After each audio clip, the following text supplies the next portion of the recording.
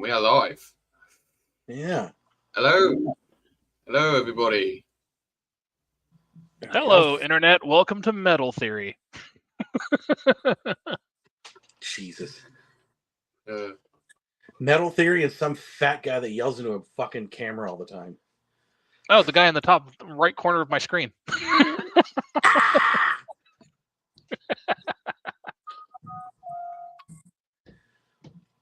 So, Josh, tell everybody what we're doing today, buddy. okay, so, yeah. Today, we are ranking the Trivium albums. And for me, this is a first because I've actually never done a album ranking live before. And for this, I'm joined by Trevor and Ryan, whose idea this was, as Ryan is a massive Trivium fan as well. And Indeed. how we're going to do this is we're going to go chronologically from the first album to the latest album. And we're going to basically, when we get to them, we're going to talk about the albums and say where they rank on our lists. And then at the end, just for a bit of fun, I'm going to work out everyone's like mean average score so then we can come up with a combined ranking using mean average. So yeah, sounds good. And before we get into it, I wanted to, me and Trevor were having a little conversation before we went live about this. I was going to ask like how Trevor got on, because he's not like the biggest fan of Trivium or like this style. And I just wanted to, get Trevor's perspective on listening to these albums all the way through, and yeah, his thoughts on the band and everything really. So yeah. Okay, so before everybody gets mad at me, Trivium is a band that's been around for fucking ever. What's up, Andrew? Andrew. Basis extraordinaire. Metalcore as a genre is not my thing. There are some moments in there that are really good, like in this discography. There are some good moments in it, and there's some moments where I'm just like, nope. Why am I listening to this? Why am I even attempting this?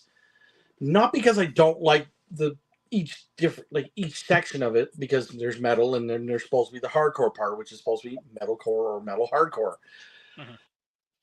There's some screaming, there's some singing.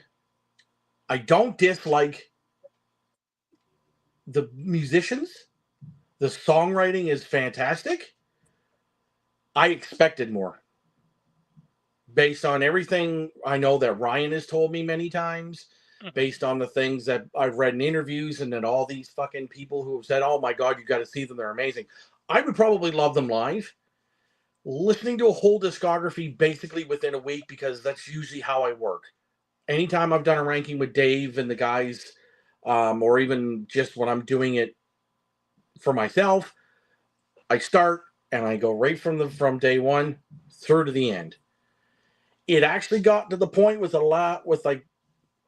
before I did listen to all of the in the Court of the Dragon, but the two records before that I had to skip because Jesus Christ, that's fucking depressing. Almost and again, I'm an AC/DC fan. I listen to Stoner, I listen to Doom, I listen to all that fancy shit. So guess what? Not much of it has changed. I listen to death metal, not much of it's changed. I expected different shit from these guys, and I didn't get it. That's sort of my whole thing. Vocally, Matt's fucking amazing. Guitar-wise, they're probably both the two most underrated guitar players in that genre. And some people might think, well, that doesn't make sense because they're probably the top tier. No, I think they're extremely underrated in what they do.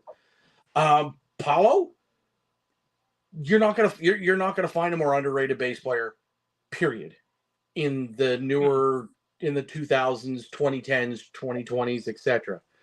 That dude is unfucking real. Alex Bent is an amazing fucking drummer. I expected more. throughout the discography. Because I think from about after Shogun, everything kind of got. It's almost like it was one long ass record. And I mean, again, I'm the lonely guy out here. I get two monster fucking Trivium fans that are probably like, "I'm gonna fucking shred you, you piece of shit." Again, when it gets to the point where I'm like, Matt, try a scream once in a while, because there's like fucking albums where there's like it's all singing, and there's nothing wrong with that.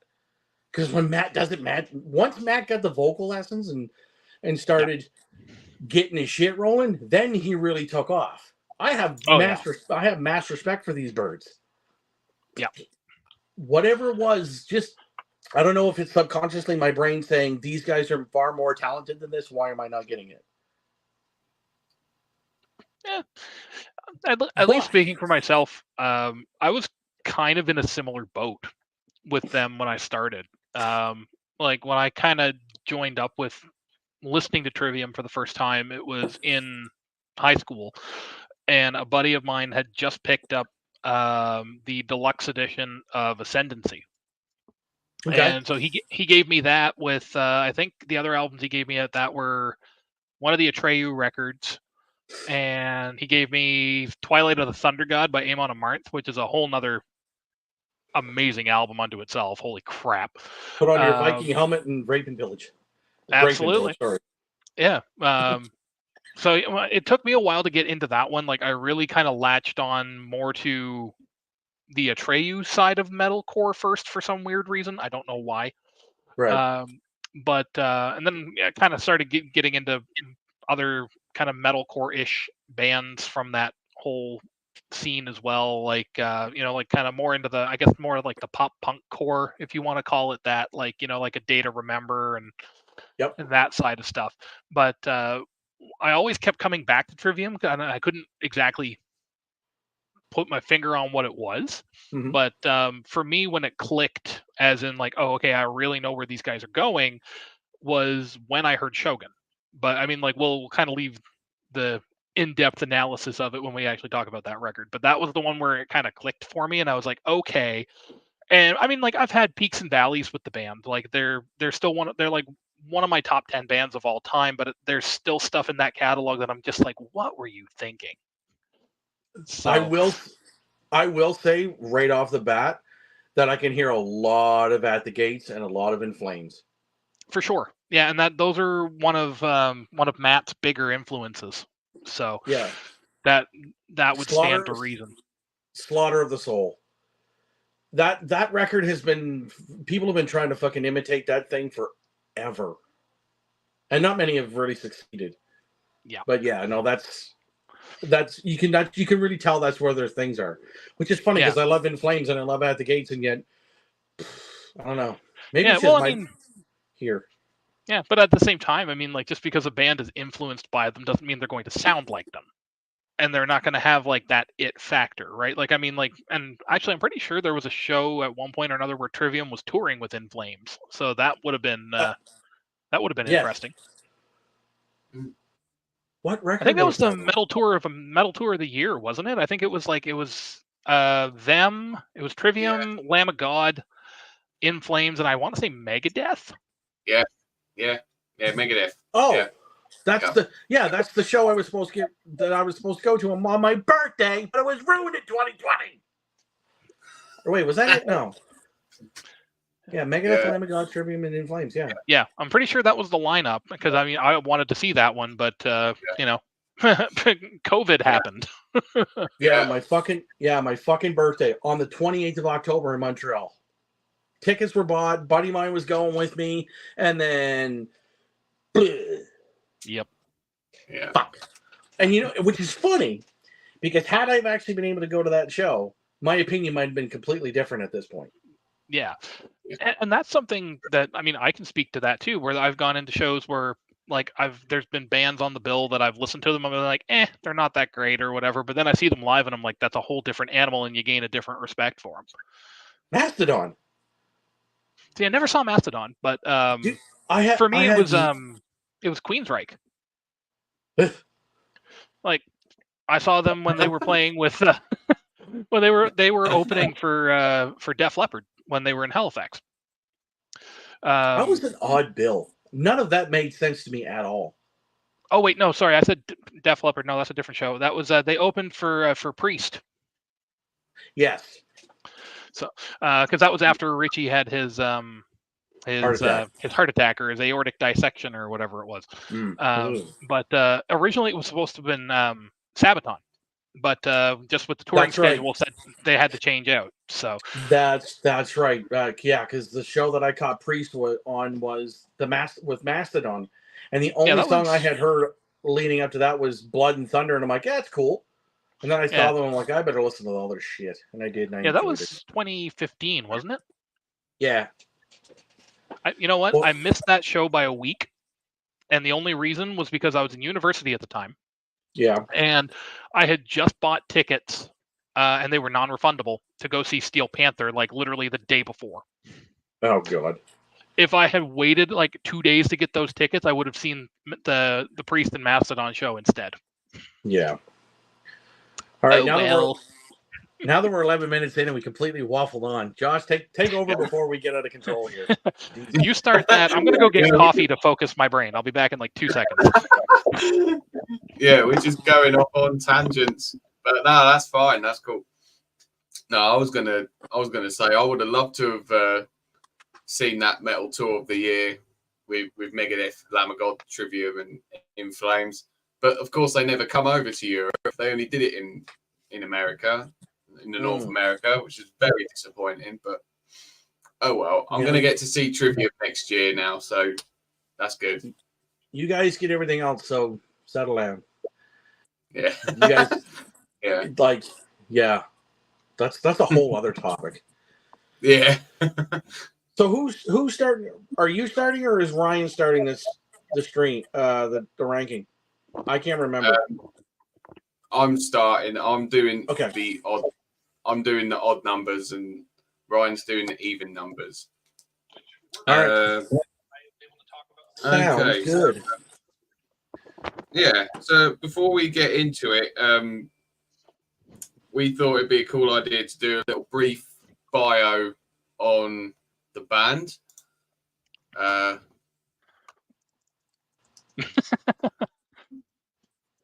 I know. Yeah, see? It's Starby's fucking caramel energy sex. None of that makes sense. Don't worry about it. I'm just weird. Remember that.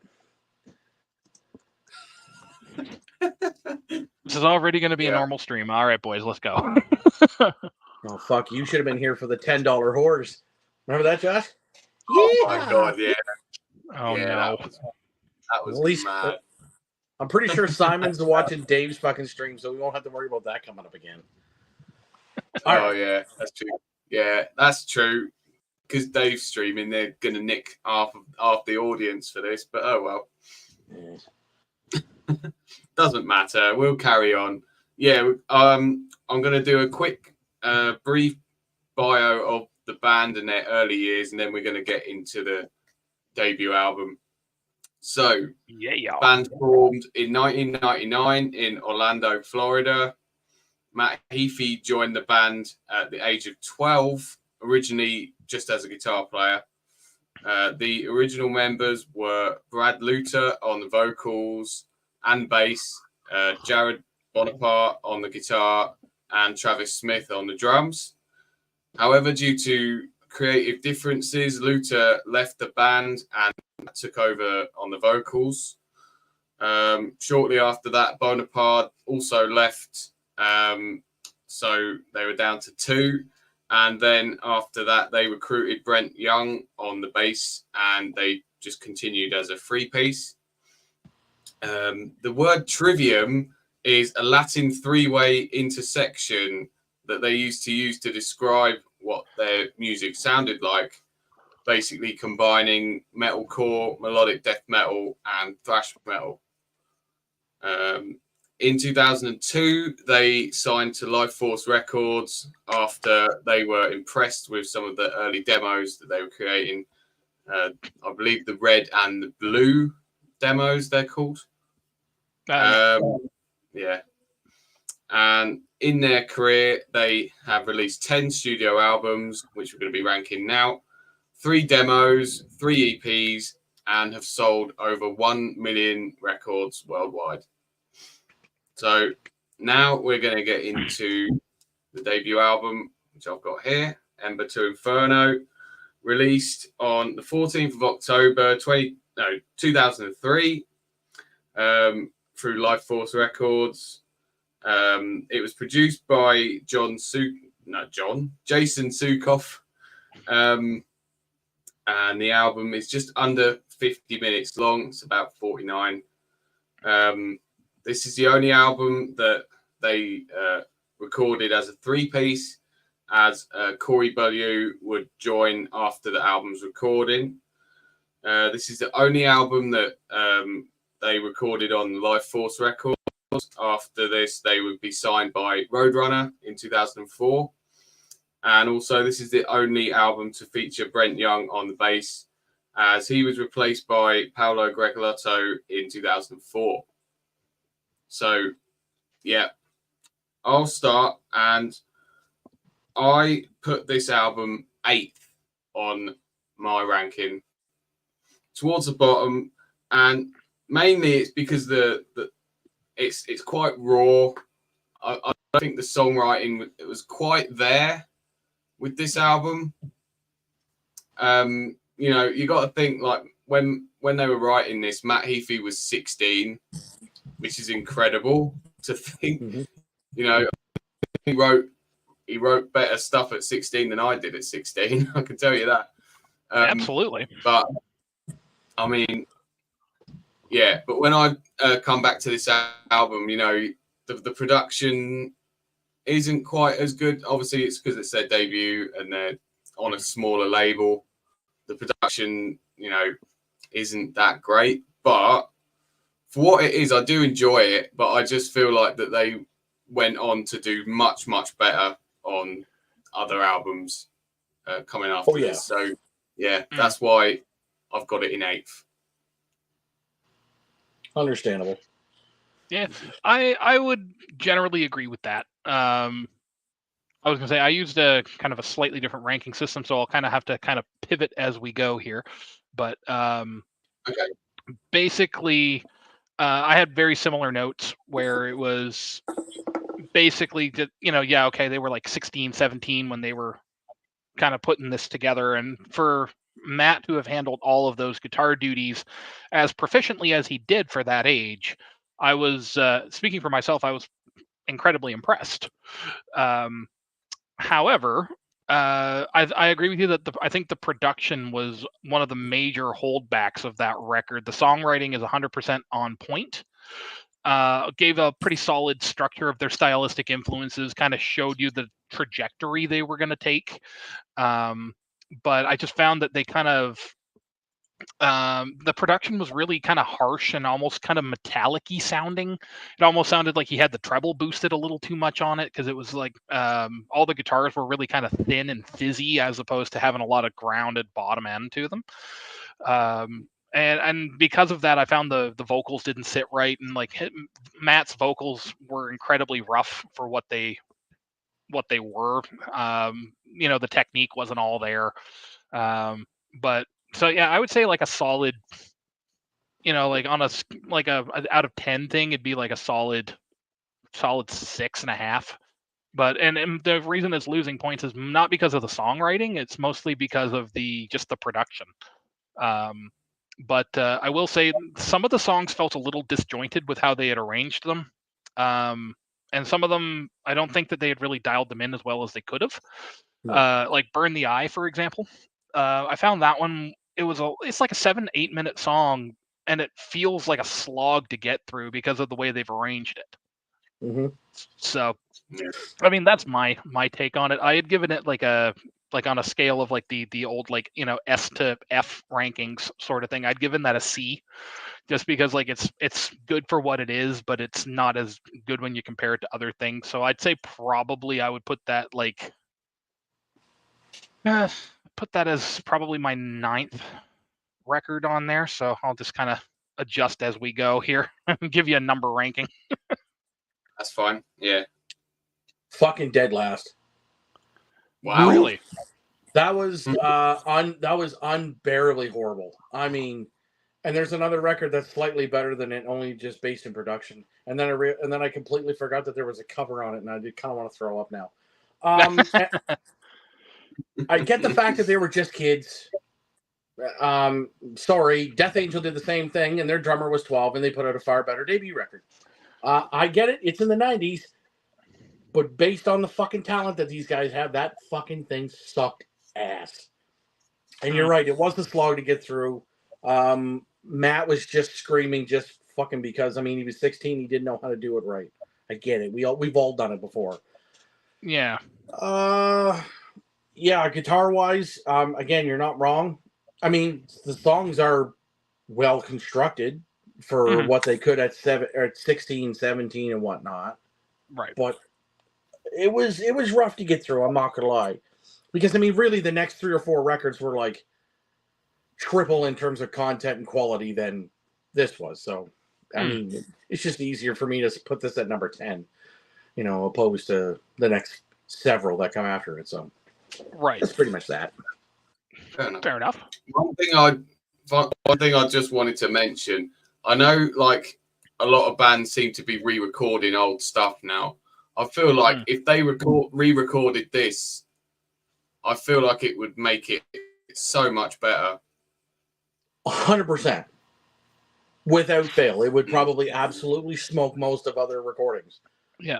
Well, I mean, on that, when they put out In Waves, they did a like a little live performance mini thing as part of the DVD for that, where they did a couple of tunes off of like Shogun, they did some stuff off In Waves, but they did do a reworked version of Ember to Inferno, and it sounded so much like better, both in terms of quality and in terms of like performance. I mean, because obviously now you've got Corey in there to kind of bounce off of his ideas as well, and he's got some pretty tight, chops too. Yeah, he's a crazy shredder, but his rhythm chops are second to none, at least in that genre.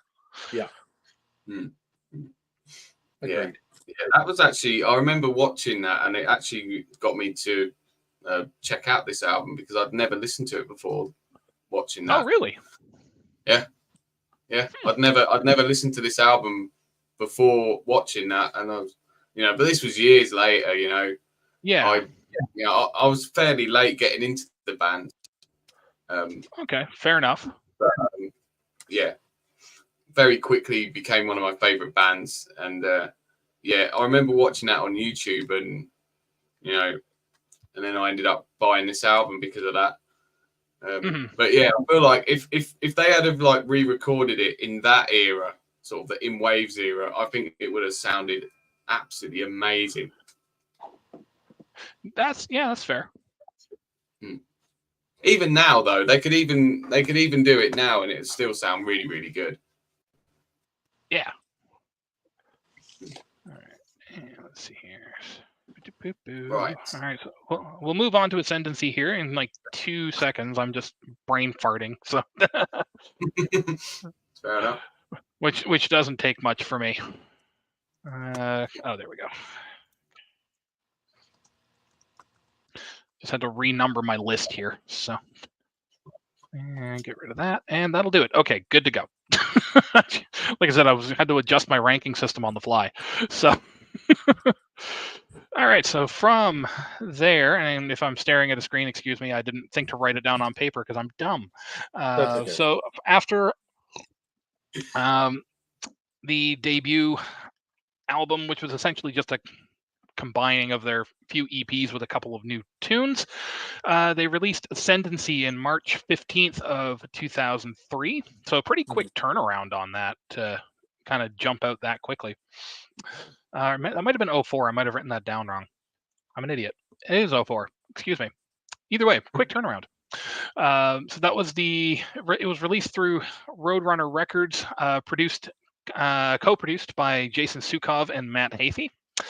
This was the first album to fully feature Corey Bolio and Paulo Gregoletto on guitar and bass, respectively. Also contributing backing vocals for the live. On studio recordings, it was 99.9% Matt, just kind of overdubbing himself. Stylistically, they're moving more into what most consider to be the melodic metalcore camp, with still some pretty strong thrash and melodic death metal influences sprinkled throughout. Yep. If you go off the deluxe edition runtime, which I did, it's just a little over 75 minutes long. To date, this album has sold 500,000 copies worldwide and is currently certified gold in Josh's home country of the UK. Yeehaw. Yeah. Yeah. So yeah, like I had alluded to too, this was my first exposure to Trivium. My buddy CJ, who plays in a couple of bands down in Halifax, he was really into that stuff, so he kind of got me into it. We actually, for a bit, him and I played together in a Green Day cover band, so that was kind of fun. But yeah, that was the album that got me into Trivium. It kind of showed me that, similar to how when I'd gotten into metal with like Metallica, where it was like, oh, they can play like, fast and heavy stuff, but there's still a lot of melody to it. Trivium kind of found a way to edge up the heaviness, but still keep that melodic content. So I really liked it from that perspective. A lot of the like the kind of those pedal point kind of riffs and the drop D tuning, and using that to build your song structures and your harmonies was something kind of classically rooted, actually. So with my background in classical music, that kind of caught my ear too. I thought the mix on this was a lot better. Significant step up from Ember. Astoundingly. Yeah, exactly. The vocals had improved too, and they still aren't as refined as they could be. I mean, Matt's still like 17 or 18 at this point, so his vocals are still kind of going through puberty a little bit and trying to adjust all of his technique. That's why he started screaming to begin with, because he felt like his clean vocals were garbage, because constantly kind of going on. But vocals were definitely a stronger improvement. I think the addition of Corey and Paulo to the lineup definitely helped strengthen things. They have their own ideas, and they've got some writing credits on some of the tunes. And some of them are even like credited as the sole writer. So I think that's kind of an idea where you've got extra ideas to bounce off, so you've got a wider inspiration palette to draw from. So you get a little bit more variance in the tunes. Overall, I felt like the songs felt a lot more cohesive this time around too. I didn't feel like, even if some of the songs were like 5-6 minutes, I didn't feel like they were kind of pushing boundaries, or kind of making you kind of like, okay, when's this going to be over, kind of thing. There was a lot more structure, and I think that kind of helped balance things out. My only real complaints are just some of the vocal melodies and the harmonies and like vocal harmonies were a little bit off to my ear, and they seemed like they were just kind of thrown in haphazardly. Just like, oh, there needs to be something else there. Sing a high harmony part. That'll work. But that's my only real complaint with that album. I gave it a originally it was I listed it as an A tier album. So in my reworking here, I've put that as a solid number 3. That's in my top 5. Okay. Cool. It's the record that has Pull Harder on the Strings of Your Martyr, and that opening drum groove is massive, and A Gunshot to the Head of Trepidation, and Like Light to the Flies. Those are the songs that I was like, okay, this is cool. How can I get more of this? And then for some reason, because back in 2004. 2005 era.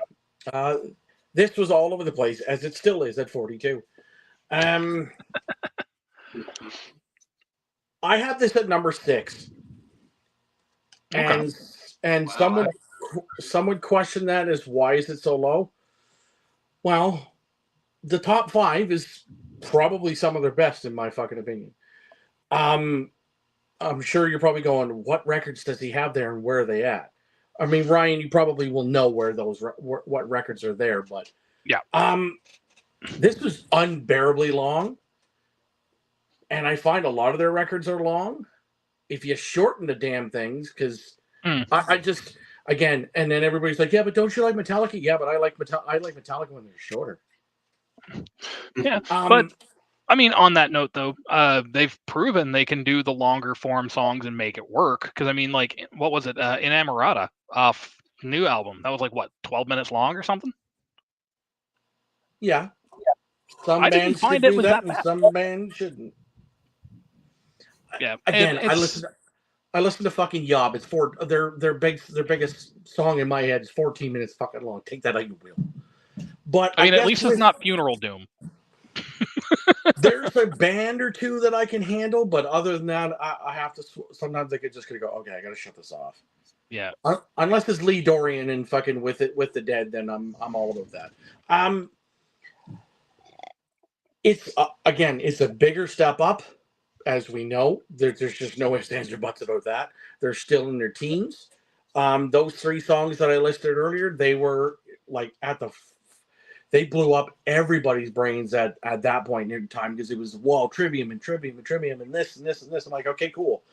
Mm-hmm. What is it? And I like those songs. Don't get me wrong. But even though I had sort of my little bit of a tangent at the start, it's still very difficult to rank them because again, everything is still good. It's just because I have to sort of separate my thought process and go, okay, where are these records and where can I put them? Because I even had to re-rank them as I went. Because I'm listening, I'm like, fuck, well, I got to move this around and this around and this around and that around. It's not that Ascendancy's bad. There's 5 other records. You got to put a number on them. Yeah. And I think, too, though, it is interesting hearing your take on this, well, especially where, like, probably like Josh and I were a little more rooted in that kind of, like, that melodic metalcore kind of stuff that they were known for, like, Trivium, like Bullet for My Valentine, that kind of stuff. We've got, obviously we're going to have different opinions on it than what somebody like you who's more into that funeral, like, into that kind of like that stoner doomy stuff, or, kind of grew up more on like, thrash metal and like death metal and all this other stuff. Right. So fucking wearing an obituary shirt so you can kind of tell where my brain's been lately. Yeah. And of course for me, shameless self-promotion. Yeah. That's a doom band you can listen to, Josh, because it's not overly slow. Outside of that, again, when I separate my sort of old man yelling at a cloud thing to where can I rank this, I just struggled to put Ascendancy higher than the other ones that I have.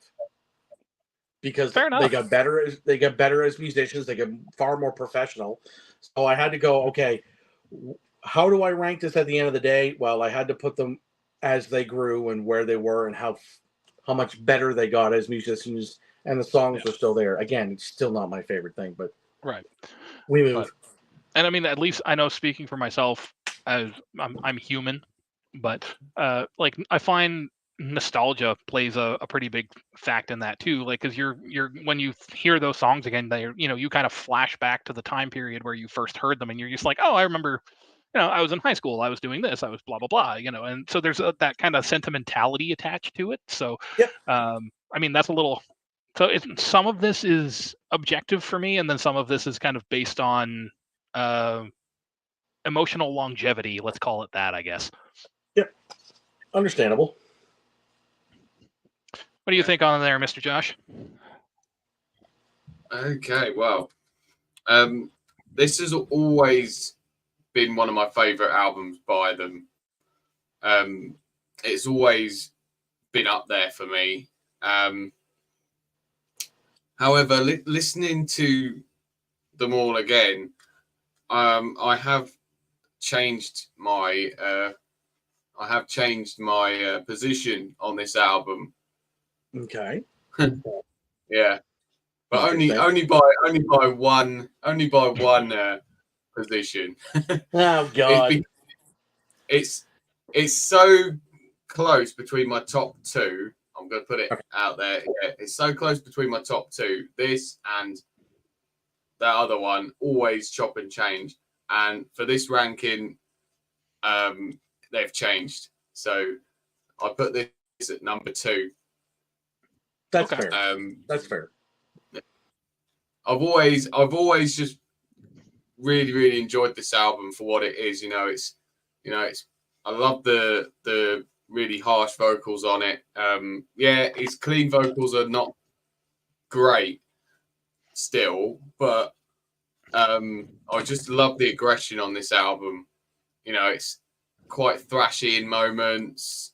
It's quite aggressive.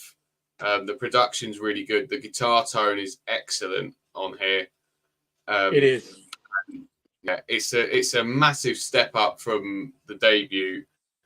And I think the only thing that probably marks it a little bit down is probably it's definitely time stamped, this album. You can definitely tell that this album came out in that mid 2000s, when you've got like that kind of emo stuff going on and the pop punk stuff going on. I mean, I wasn't there at the time, so I don't know, but you can, go back, and every time I listen to this, like when I listened to it for this ranking, I that was what I was thinking. Like, yeah, it does sound very mid 2000s. This album, sounds a little dated, but I don't think that's necessarily a bad thing.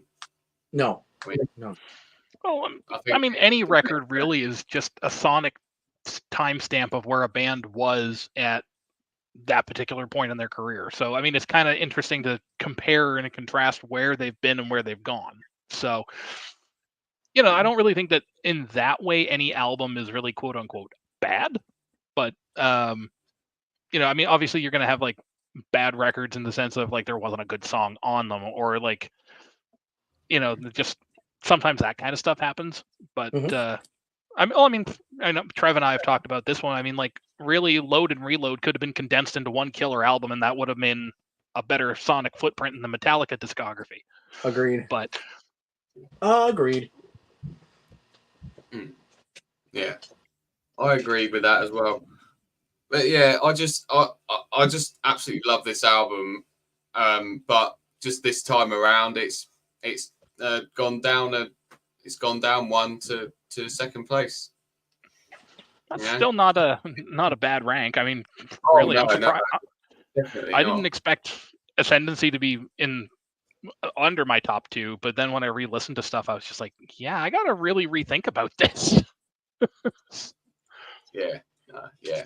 I think, probably for me, like the nostalgia kind of just took over a little bit listening to the album. But then I was like, well, actually, I think I actually do prefer my number 1 album over that one now. And it happens. I mean, I could probably do this ranking again in a year's time, and it'll probably be number 1 again. It's like right. Sad. But I just wanted to keep this ranking interesting and do change stuff about a little bit more, relative to listening to the albums at this present time, rather than when I did the ranking a few years ago on my channel. Yeah. So yeah, let's move on to album number 3, and that's The Crusade, that came out the 10th of October 2006.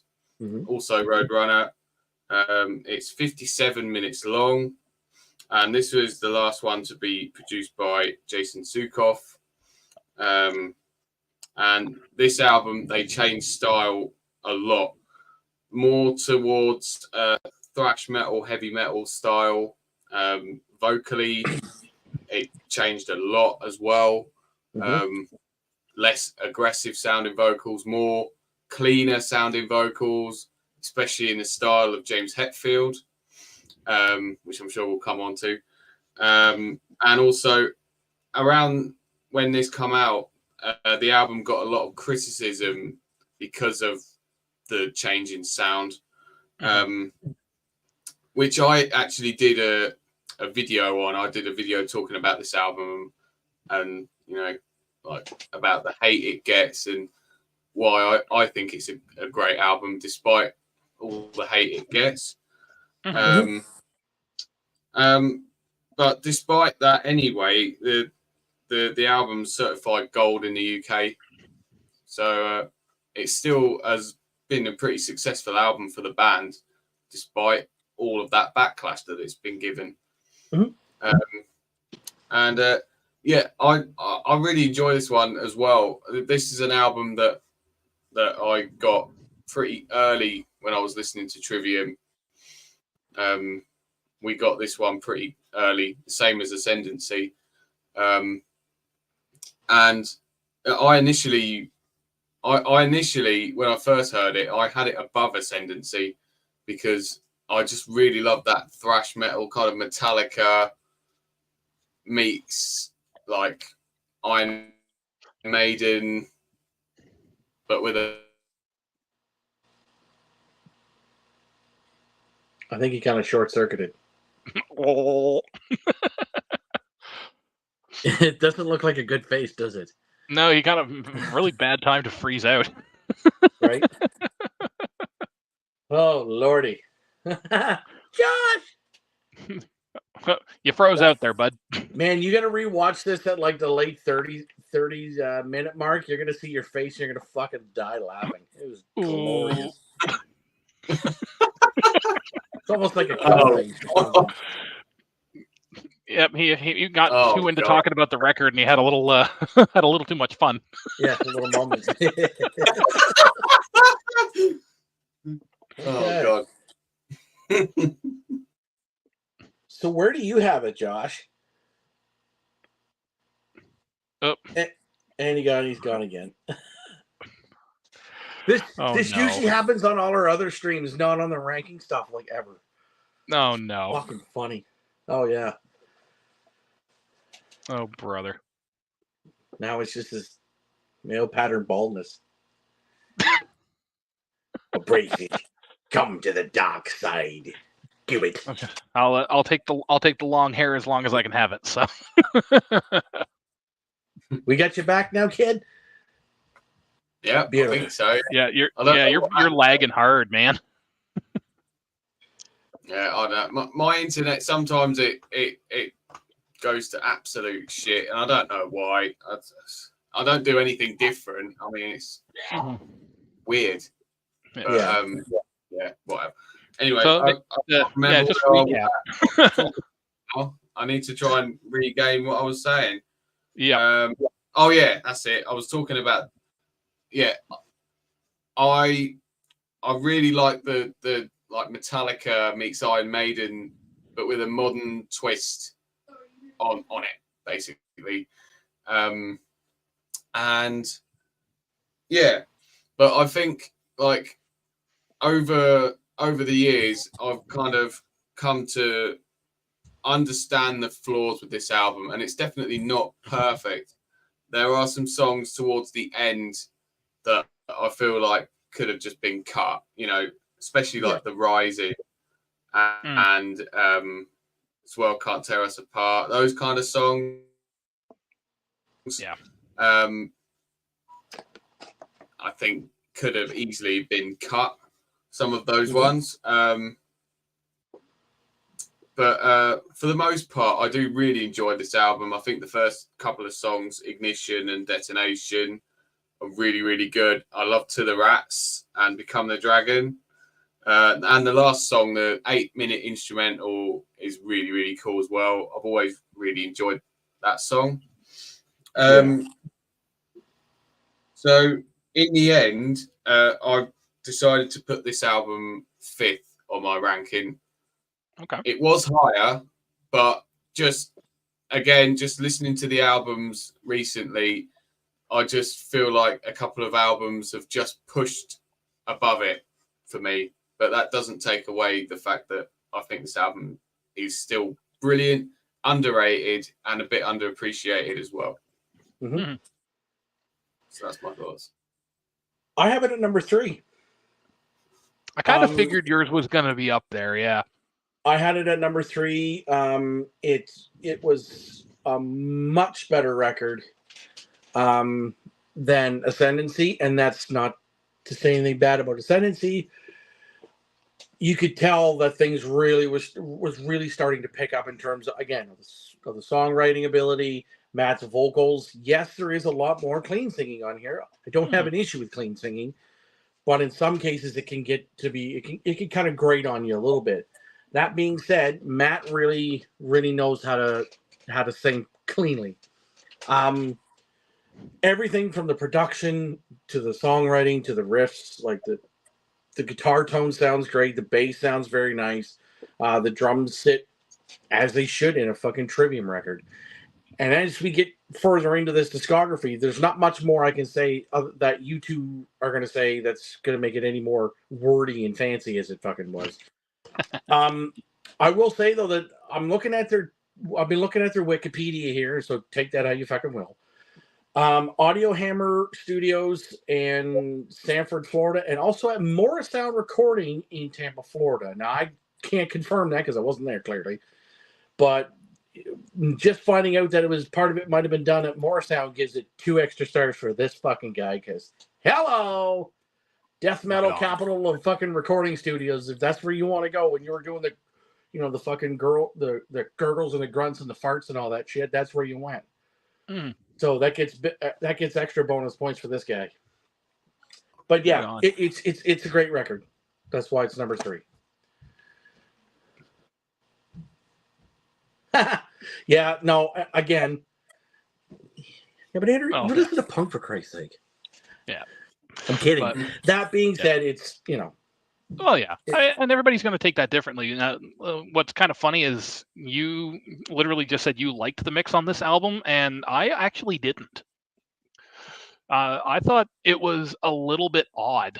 One of my complaints on that was that it seemed like the guitars had this weird, almost kind of overly clanky thing going on where there's a lot of like extra top end and the bass was kind of fizzy out. I mean, that could have been because they moved over to the Dean guitars at that point. Like they were using like the Dimebucker pretty heavily and that sort of thing. And I found that like the drums, they almost sounded like they were using just like almost the same sample across the entire kit. And it just sounded like the kick drums were just constantly being triggered. It sounded like the toms didn't have any kind of depth or like actual kind of sound to them. They all, and like all the toms just kind of sounded the same. Like that was just how I listened to it. But I didn't really like just the mix on it. Like the songs themselves were okay. I agree with what Josh said, where some of the stuff on the back half could have gotten cut. Like This World Can't Tear Us Apart. Yeah, it's like, oh, okay, let's just throw a power ballad in here that's on a thrash record kind of thing. And it's like they didn't really do it well. I just found it was kind of cheesy and seemed kind of forced. One thing that I liked about this album though was that all the songs were, for the most part, like under 5 minutes. They were really short, really concise. They kind of like there was no bullshit. Like if they went in and they just hammered it out. So the longest song on the record was The Crusade, which was like 8 minutes or something. And I thought that was cool too. Like them closing a record with an instrumental track. That's a pretty ballsy move, especially given the rest of the album. The other thing I noticed too was this one had a lot more of a broader tempo range across the songs overall. Like with the first 2 albums, there was basically full speed or no speed kind of thing. It was like you were either really extremely into the high pace kind of like thrash meets melodic death metal thing, or you were really down and dirty into the more kind of chunky groove heavy stuff. This album had stuff that was kind of all across that spectrum, and I found that kind of helped keep things a little more lively, at least from a songwriting perspective. And so you started to see a little bit of like progressive elements too. Like they started kind of developing some stuff with some odd meters here and there. They started using 7-string guitars on this album. Sadness Will Sear was one of the first 7-string songs that they did. And Crusade was done on 7 strings as well. So started seeing that sort of thing. So I kind of like seeing that. As we'd already talked about, Matt's vocals were great on this record.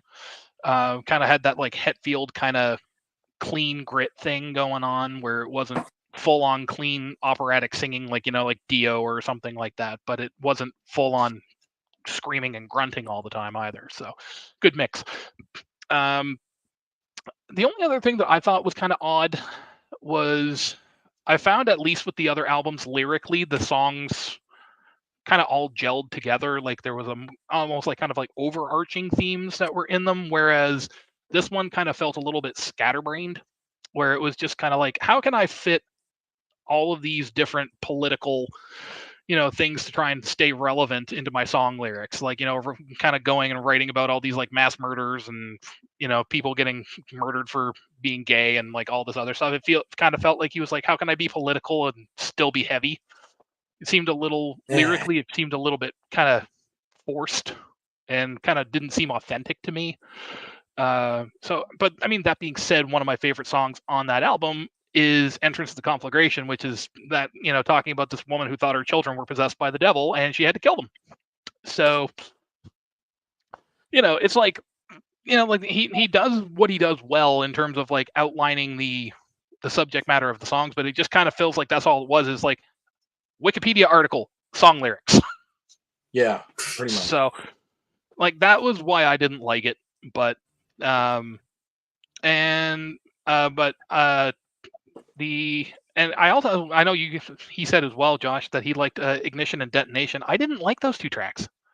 I found that they could have found a stronger opener for the album. I think Ignition would have been more of a mid track myself. Mm-hmm. And I just found that the way that it flowed into Detonation, it didn't feel like they were 2 different songs. It felt like they were just the same song, slightly reworded and played with different riffs. So it felt like they were just kind of saying the same thing twice. At least to me.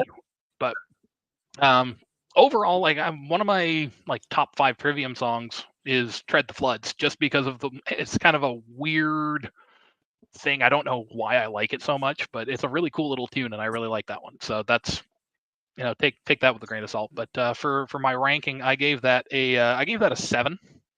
I gave that 7 out of 10, or like on my list. So it's kind of towards the bottom. It's not horrendous of an album. Like, it's again a timestamp of where they were at, and I appreciate the effort they put into it. But for me there was too much going on, where it felt like they were trying to do too much all at once, and that took away from the final product.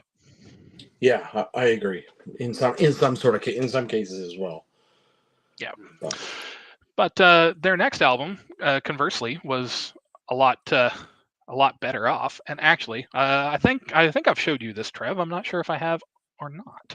But a couple months ago, Bill was shopping for some patches, and he found this bad boy. So I've got the an actual back patch of the Shogun logo. Oh, nice. So yeah, pretty cool. Nice, that's really cool. And that's it was from for those interested, the website was Pull the Plug Patches. Oh, yes.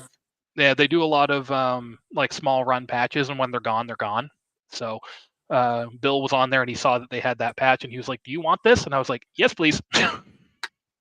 So Shogun, album number 4. Had a slightly staggered release date across the world. So it was released between September 23rd and October 1st, 2008. I've noticed as well that a lot of the Trivium albums tend to be released in October for some weird reason. Go figure. Yeah. That was released through... Exactly, sure is. Released through Roadrunner it was produced by Nick Raskulinecz. I think that's how you say his name. Correct. Something like that. Pretty different producer. Had a slightly different skill set, and that was why Trivium wanted to work with him. They said, I think we've got as much as we're going to get out of Jason, so let's get some different insight and see how it goes. So I think it was a pretty good move myself.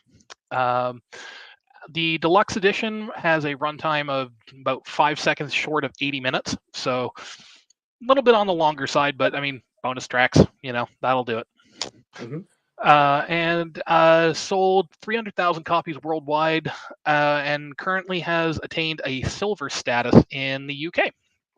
Mm-hmm. And fun little story about that. When they were recording that, Matt did a guitar solo on the song Shogun at the end of the album, on an all-original 1960s Gibson Les Paul Gold Top that Raskulinecz had in his collection.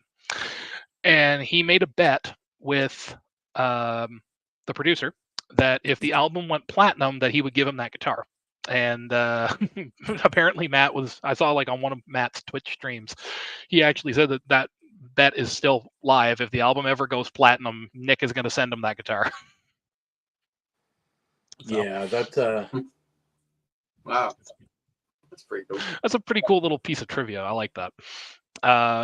So for me, no, I mean, obviously I have a back patch of it, so I should tell you where I'm putting this thing in my album rankings. This is top tier for me. This album is perfect from start to finish. It's a good way. They've when I listened to it after listening to Crusade, because I listened to it in chronological order, the mix issues that I had with Crusade were gone. Everything was really well mixed. Guitars had that kind of more in-your-face full-body sound without being harsh. Apollo's bass was meshing in with the drums really nicely. And this was actually, forgot to mention, this is the last album to feature Travis Smith before he departed the band shortly after this was released. They were out touring and he got replaced.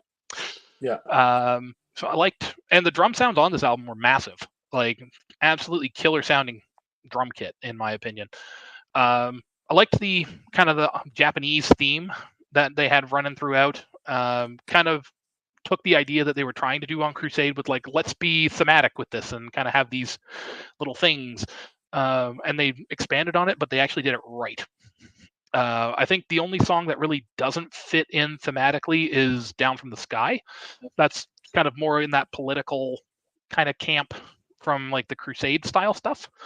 But everything else all has that kind of subtle Japanese mythology or Japanese relational content to it. So it was a cohesive theme, kind of one of the reasons I liked the album. Kind of exposed me to a lot of Japanese mythology, which I thought was cool. I love learning about like different cultures and stuff. So that was a cool way to do it. They got back into some of those more longer form songs again, like, 6-7 minute, or in Shogun's case, 11-minute long epics. And I found that they did it in a way that they were arranged so that they didn't feel like they were boring. Like I could listen to, like Torn Between Scylla and Charybdis, where it's like a 6-7 minute song, but I'm happy to listen to it all the way through because of the way they've got the riffs laid out. There was good song structure, good parts, good choices made all around in the songwriting and arranging. And I think this was, for me, until we get into some of the later albums, this is probably my favorite overall vocal performances that Matt has recorded. It's that nice, perfect middle ground of the aggressive, clean singing mixed with his screaming stuff. And it's just gotten to a point where he had it really dialed in. And I was really, really pleased with that. Literally my only complaint with this album was that my favorite song off of it, which was Poison the Knife or the Noose, was a B-side. If they had to I think they should have put that in as a mainline track and maybe bumped off something like, I wasn't a huge fan of Insurrection. I didn't really vibe with that song, but I mean, it's still a good tune. So that would have been my only complaint. But other than that, yeah, high key, this is my number one album. Evening, John, sir. Just entered. Awesome. Didn't expect to see the legend in here, but that's okay. Well, we'll have him always. Take it as it comes. Maybe Dave's finished now, and they'll all come in. Right. Suckers for punishment. This is my number 2. Okay. This is my number 2. I really don't have a whole lot to say outside of what Ryan said. Everything sounds, again, much better. Production, the guitar work. I kind of wish I had to listen to their bonus cover of Iron Maiden by Iron Maiden. That would have been pretty decent. I haven't heard it yet. It's I'll warn you, it's different. Oh, well then fuck that then. See, exactly. Fucking exactly. I already called you out already, Simon, you bastard. We still love you regardless. I see how it is. I see how it is. I see how it is. It's better to do. Go listen to these arseholes talking about some band we kind of like or don't like. Yeah, no. 66 minutes. Shogun being 11 minutes and 54 seconds, basically 12 minutes. Oh boy. Yeah. Other than that, there's not really a whole lot to argue based on what Ryan's already said. Number 2. Well, actually, on that, the other thing that I liked was a lot of the songs had interlocking thematic components, like musically. Yeah. Like when they started off with Kitty Stay Gomen, that acoustic guitar line comes back as a melody in Shogun, which I thought was cool. It like does. to kind of like you start the album with something and then you close the album with the same thing, but in a different capacity. So I thought that was a really smart compositional move. Agreed. Yep. Yeah. Hard to argue. Yeah. Yeah. Right. My turn. This is number 1 as well for me. Right on. Yeah. This actually was the first Trivium album I ever heard.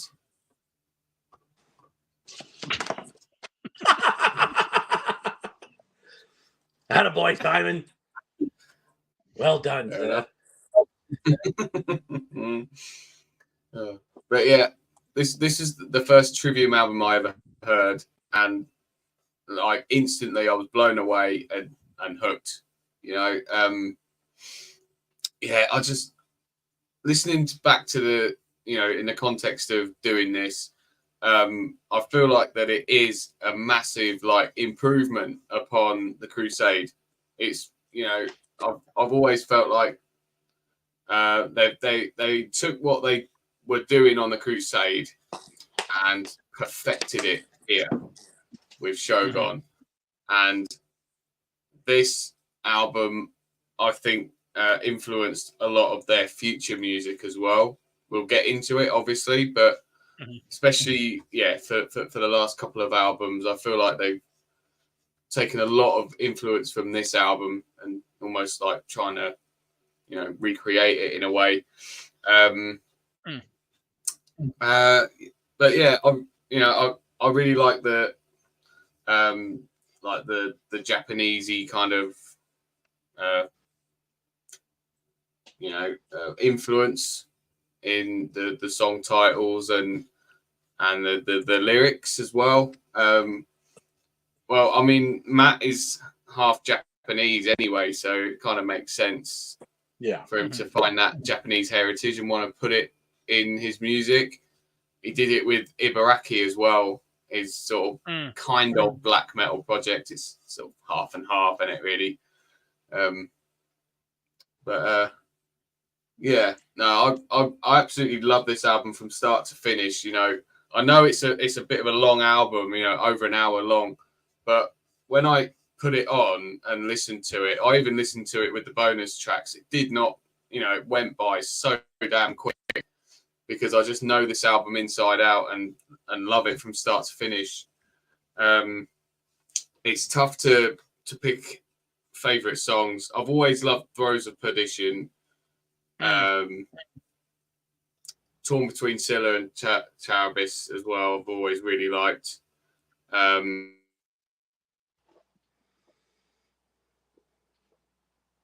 Here we go again. She hit the bed. Fuck, we may almost have to pick up the speed on this motherfucker before his internet dies. Yeah, just do it on like chipmunk speed. Right? Just saying, I'm the one drinking coffee here. Right? Josh must finally be getting in touch and with his Doom stuff. Hey! Looking miserable as fuck. God bless your cotton socks, you bastard. Oh, man. I hope that's the last time that happens. Hopefully. Fingers crossed. But yeah, a lot of the riffs on that were really well put together, too. I think one of the more kookier ones was that breakdown riff from Down from the Sky, that weird kind of chromatic thing. I remember I saw an interview where they said Paulo came up with that. He just kind of did something screwing around, and they were like, it just sounds like elephants stomping around. So that's why they call it the elephant riff. But it's all chromatics. There's no real key to it. It's just like it's dumb, brutal, and heavy. Yeah. All right. Oh, yeah. Next album. Yeah, let's move on. Let's move on. We've It's kind of that's a 10 out of 10 album. kind of bit of a love in for Shogun. Yeah.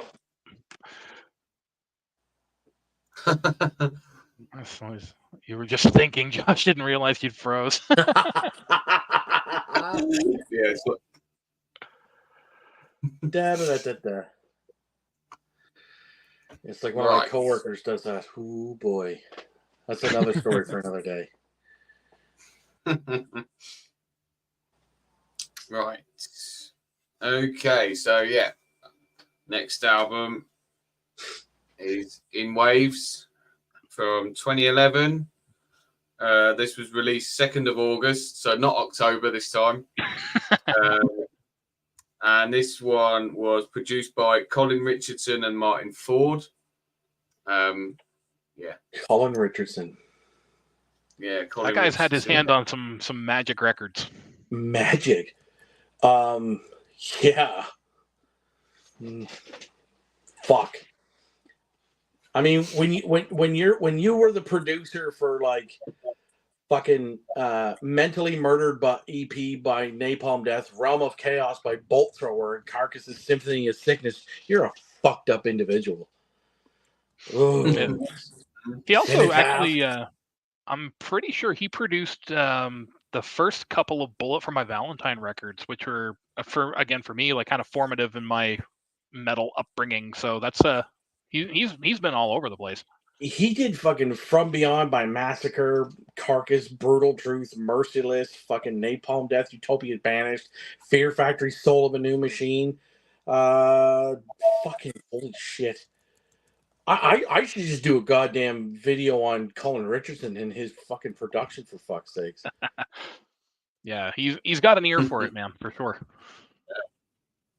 Jesus Christ, literally anybody and everybody. If you're heavy, oh yeah, he also did Bloodthirst by Cannibal Corpse. Let's see, did he do Bullet? See, I'm still in the early 2000s. So Josh, you can continue for now while I search. Yeah. All right. Yeah, I'm pretty sure he did. Pretty sure he did The Poison, which was like 2006 and 2005, something like that. And their EP. That's cool. Okay. Nice. That's cool. He did not do that other one. Scream, Aim, Fire. He did. That's the one I was thinking of. Yeah. Yeah. Nice. Anywho, all right. Good album. Enough fondling myself over Colin Richardson. Yeah. Yeah. Back to this. That was produced by him as well. 51 minutes long, although I believe the special edition is over an hour. I don't know. I haven't got. Yeah, I think so. Time. I think it's about 64 minutes long or something. 67 minutes and 33 seconds. Yeah. The man with the answer. Yeah. Sounds like that came straight from the brain. Wow. That was 67 minutes and 33 seconds of his life he's never getting back. Correct. No, it's not that bad. Yeah. Okay. Well, we'll see where you put it. And yeah, this album was the first to feature Nick Augusto on the drums. Mm-hmm. And with this album, they changed their style again, a little bit closer to the Ascendancy sound, like a slightly modernized version, but with more of a like heavy metal sound instead of the thrash metal that was a little bit on Ascendancy. Yeah. And for me, I do think this is a bit of a step down from previous albums. Personally, I mean, I've enjoyed the album. I mean, there isn't an album that I don't like by Trivium. I mean, even though this is lower down on my list, I still think it's a great album. There's some great songs on it. But for me, I just feel like that this is the sort of the start where they did their little dip. And it's only a small dip, but but yeah, I just feel like that there's songs on here that are maybe a little bit too polished, kind couple of songs that are, sort of just go off in these different directions that I would prefer Trivium to go more aggressive. But that's my personal preference. I still think there's some really great songs. Obviously, the title track in Waves is great. Dust Dismantled is one of my favorite songs on the album. Absolutely love that song. Watch the World Burns, really good. Skyline Severance. Chaos Reigns is another really good one.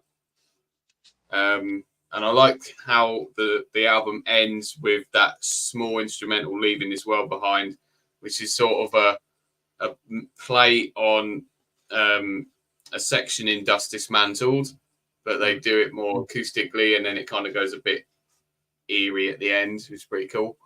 Yeah.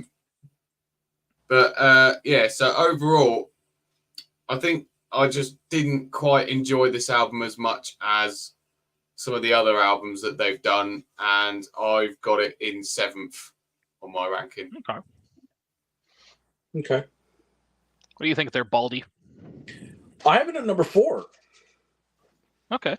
I thought this was far more epic to my ears. For whatever reason, this really sort of hit. Because I mean, again, as they grow and they progress and all that shit, they do get better. I found Matt to be really, really fucking spectacular on this record, vocal wise. I thought the guitars sounded great. I thought the mix was good. The production is great, and the fact that it's not that fucking long. Longest song on here is "Caustic Are the Ties That Bind," are the ties that bind, which would pretty much be my favorite track off of this record. We don't need to have fucking metalcore be longer than fucking 50 minutes, really, if you want my fucking opinion. But again, I'm weird. You guys know this. Like Caustic is great. Black is pretty solid. Watch the World Burn is pretty fucking good. Dust Dismantled.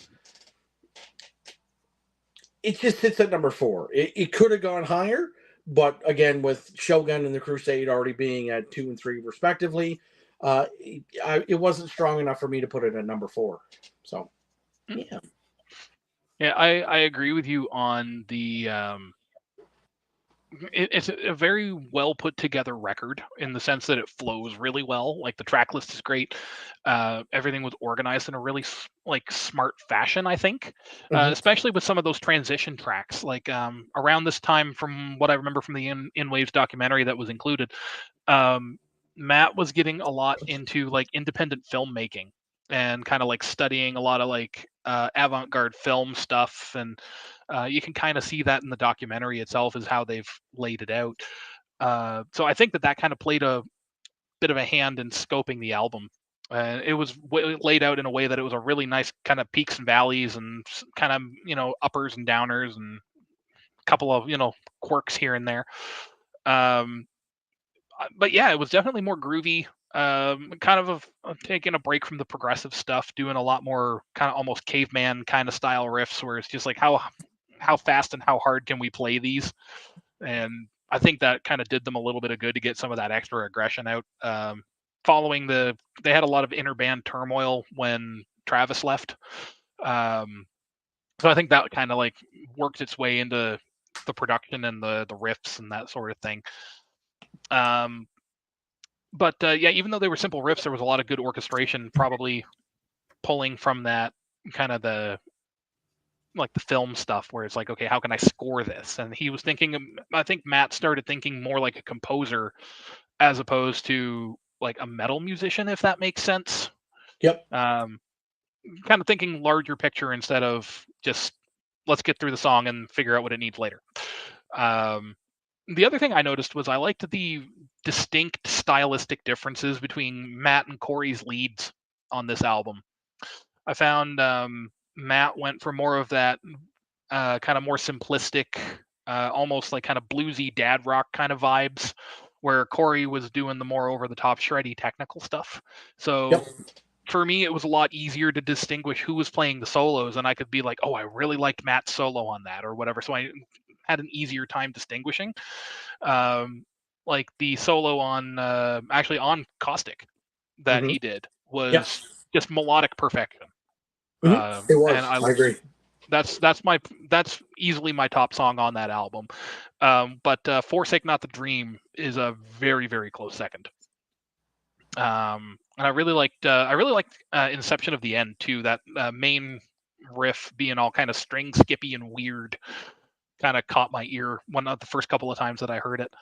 My only real complaint was I just feel like as an album, it didn't really add anything new to what Trivium was doing. It just kind of felt like a little bit recycled. Not in a bad way, but it's just kind of like, oh, this is Trivium, you know what you're going to get. Didn't really have any curveballs like some of the other albums did, and that kind of made your ears perk up a little bit and be like, oh, I didn't expect that. That was cool. Right. But for me, that was I think you said it was 4, and that's where I put mine too, actually. Yeah.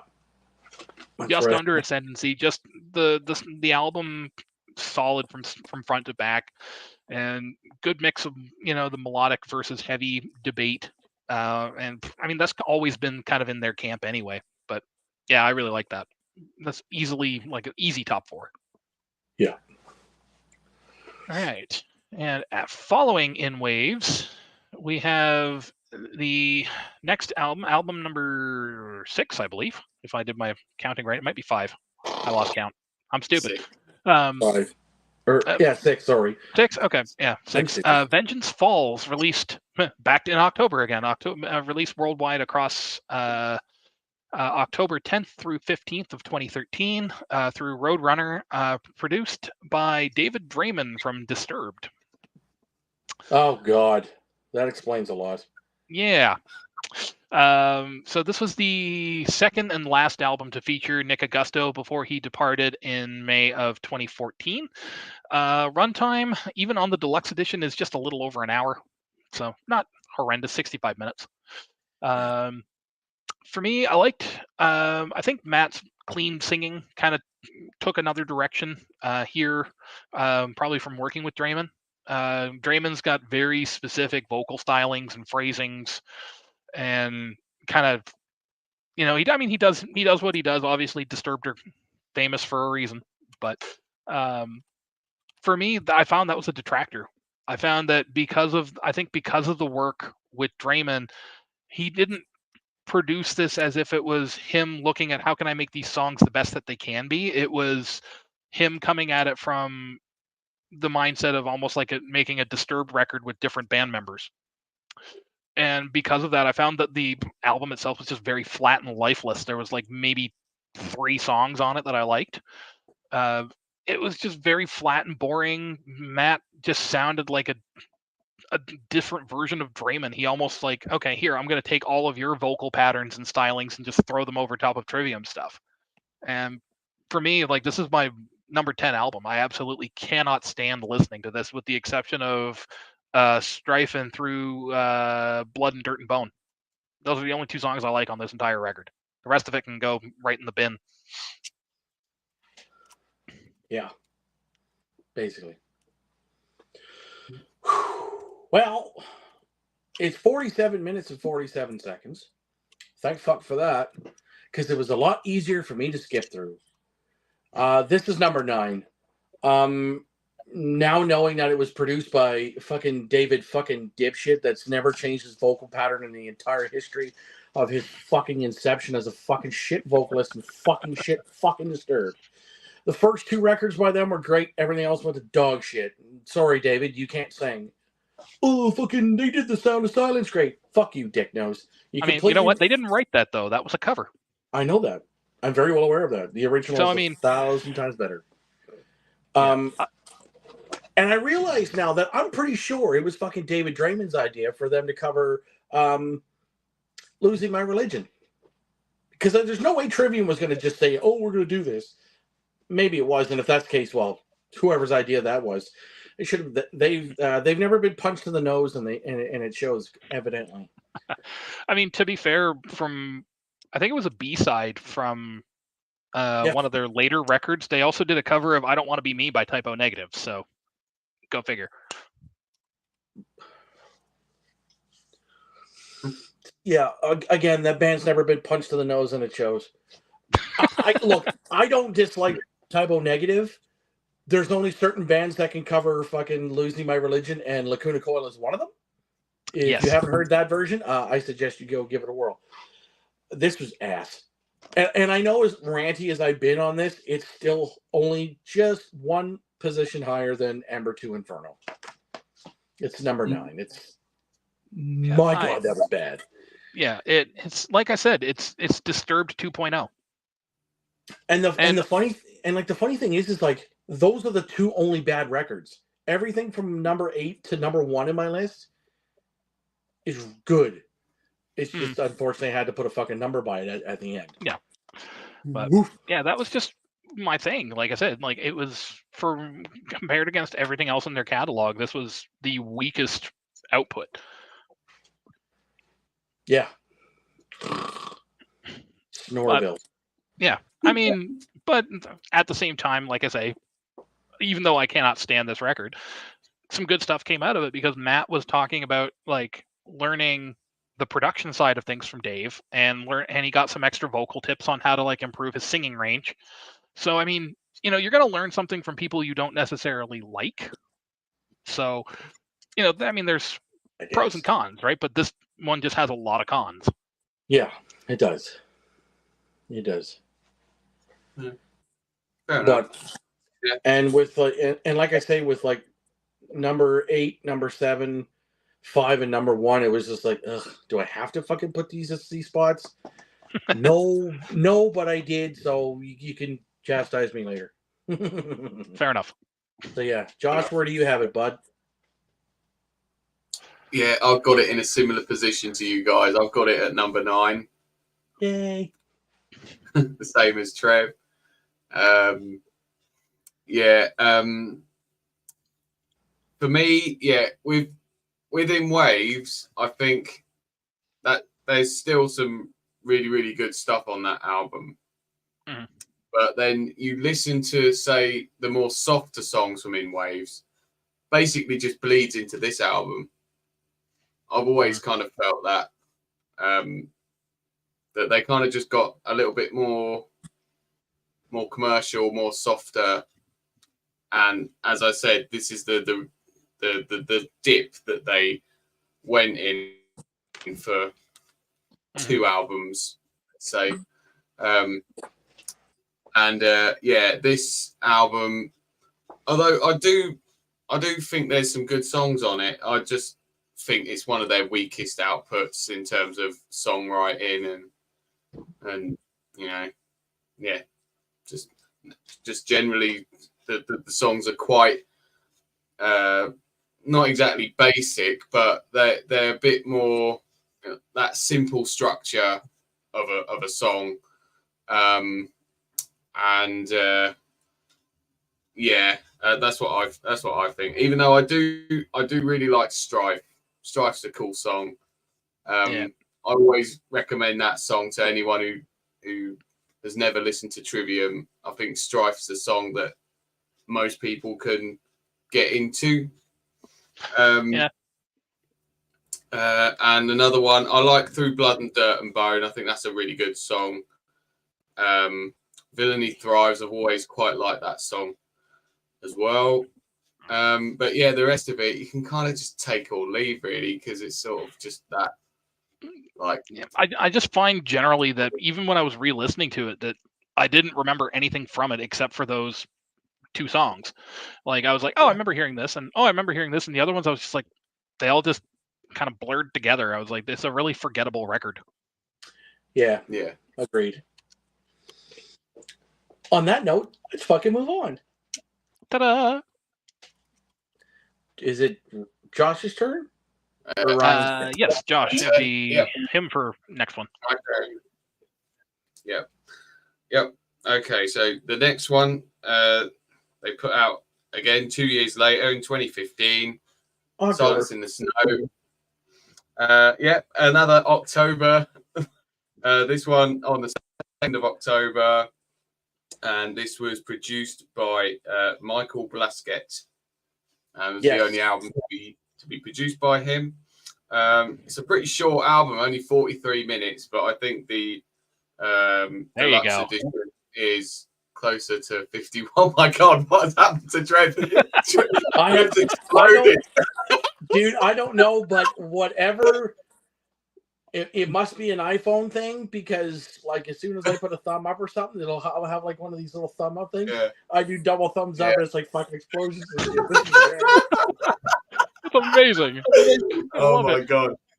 Single-handedly one of the best shit things that's ever happened on a fucking stream, except for me going Barnes. Yeah.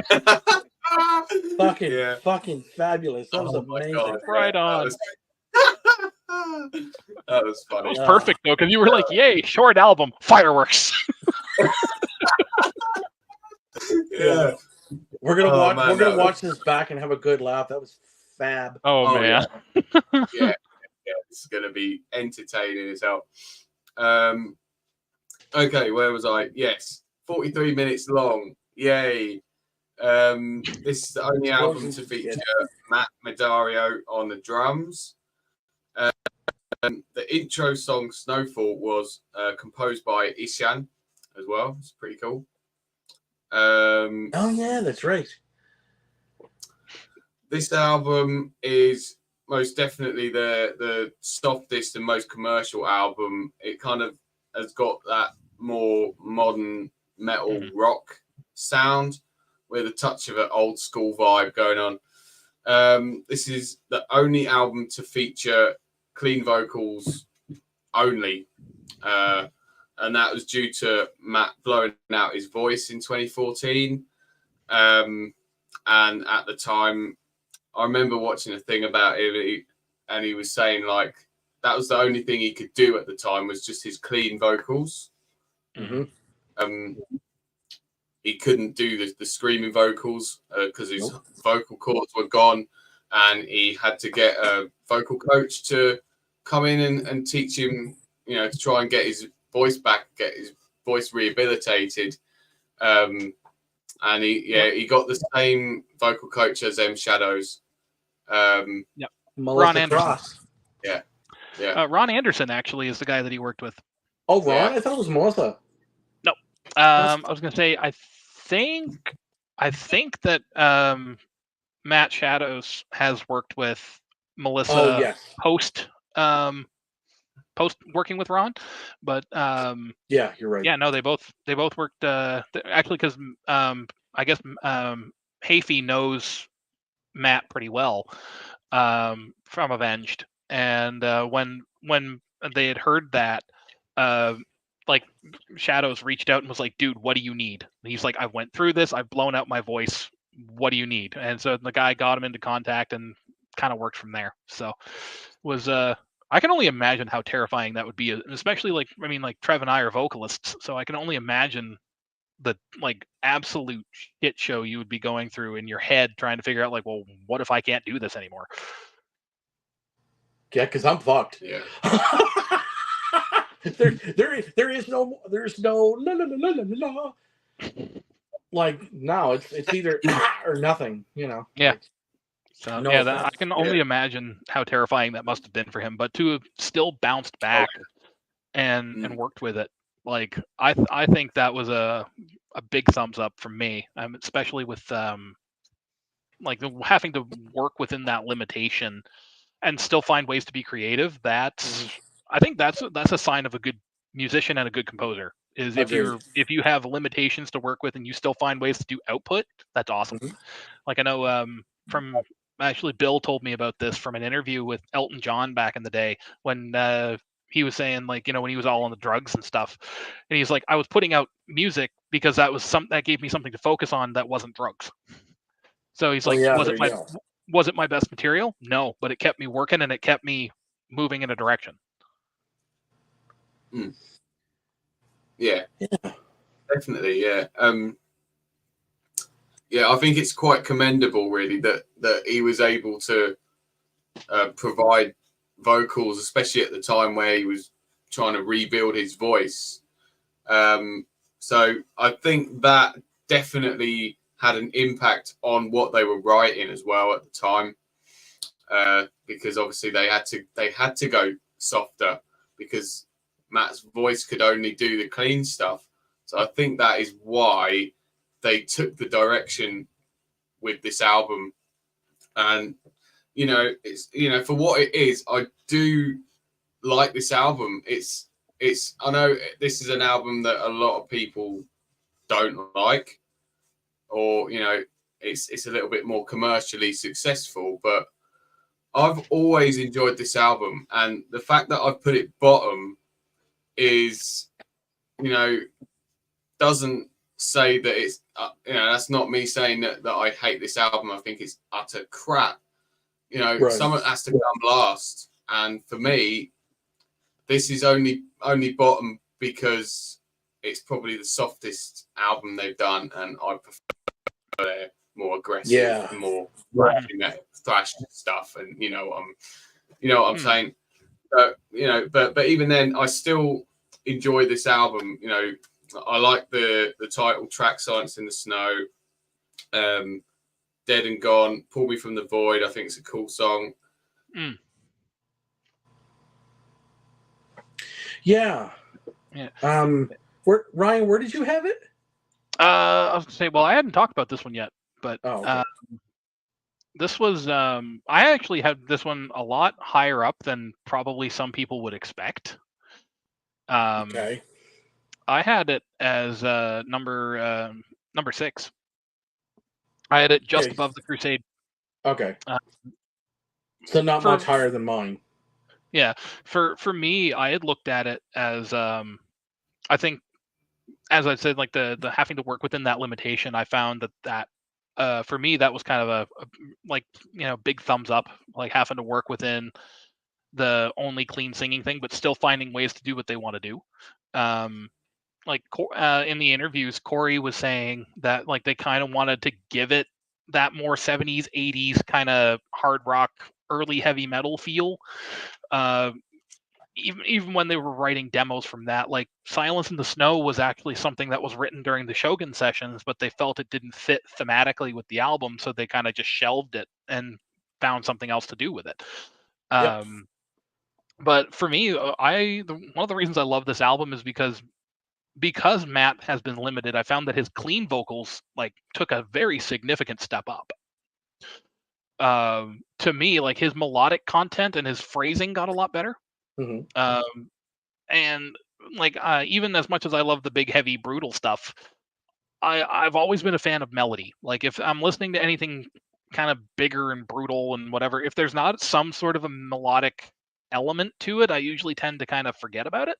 Mm-hmm. But that's why I love like melodic death metal, or like like stuff like when I was getting into that heavier stuff like Children of Bodom. Like I found, because like when I was getting used to that more aggressive vocal style, all the guitar lines and the keyboard pads and stuff from that were very melodic heavy, so there was stuff for my brain to latch onto. Mm-hmm. And then obviously as you go, you start to learn to distinguish what those guys are screaming about, and it gets a little easier for your brain to pick up on vocal patterns and that sort of thing. So but yeah, I just loved the straight up melodic content on it. Like you say, "Silence in the Snow" was great. One of my favorite Trivium tunes was "Blind Leading the Blind." And that the riff on that was really cool and kind of very 80s sounding, so I really liked that. "Dead and Gone" was great. That was actually one of the first times Trivium used a drop tuning on a 7-string. Yes. So yeah, they were down in it was drop A flat. So a wild tuning to begin with. Exactly. "World Goes Cold" was another fantastic one. There was another one on that record. I'm trying to think of what it was. I think it was hold on a second. Son of a gun. I was just looking at this. I literally, when I forgot about the song when I was listening to the album earlier today, and I was like, holy crap, I need to remember that. Was "Beneath the Sun." There we go, kind of towards the end of the album. It's it almost kind of, to me, it was almost like if Black Sabbath and kind of had a baby with like a more modern stoner band. and it was in that kind of like super melodic, very like almost Matt singing the riff kind of thing. But it worked out really well, and I was like, "Holy crap! I forgot all about this song." I got to remember to send that to Bill later and be like, "Here, check this out." So, funny you say that, and mentioning Bill. Fun fact about this: Corey has cited that Rainbow, Black Sabbath, Dio as the main influences for the album. Mhm. Very big arena rock. You can gather that from that. Because of the fact that they had touring experience with Heaven and Hell back in 2007. Right. So, and of course, that's when they mentioned the whole thing about the title track being for Shogun. When I listened to this record and Matt's cleans, tell me, Ryan, that I'm lying to you when I say there's some of Matt's vocal inflections that sound exactly like Bill's clean vocal inflections. Prove me wrong. I hadn't thought of that. Because the first time I heard, it's like where he goes, yeah, when he does that sort of thing. Yeah, it sounds identical to Bill. Just go back and listen to it because I'm like, why the fuck? Yeah, no, you're not wrong. Like Bill does a lot of those like sustained kind of swoopy things. So I'm like, what the fuck does he sound like Bill on this fucking thing? Jesus Christ! Okay, you'll have to go listen to some Doom Machine stuff to understand what we're talking about there, Josh. But yeah, the vocalist in my band, well, one of the vocalists, he's got a really particular vocal sound, and yeah, it does have a lot of similar inflection to what you're saying there, Trev. I hadn't noticed it until you pointed it out. But see again, it's my fucking brain working overtime, right? That's why I see smoke. Yeah. Or the fucking, the explosions in the background.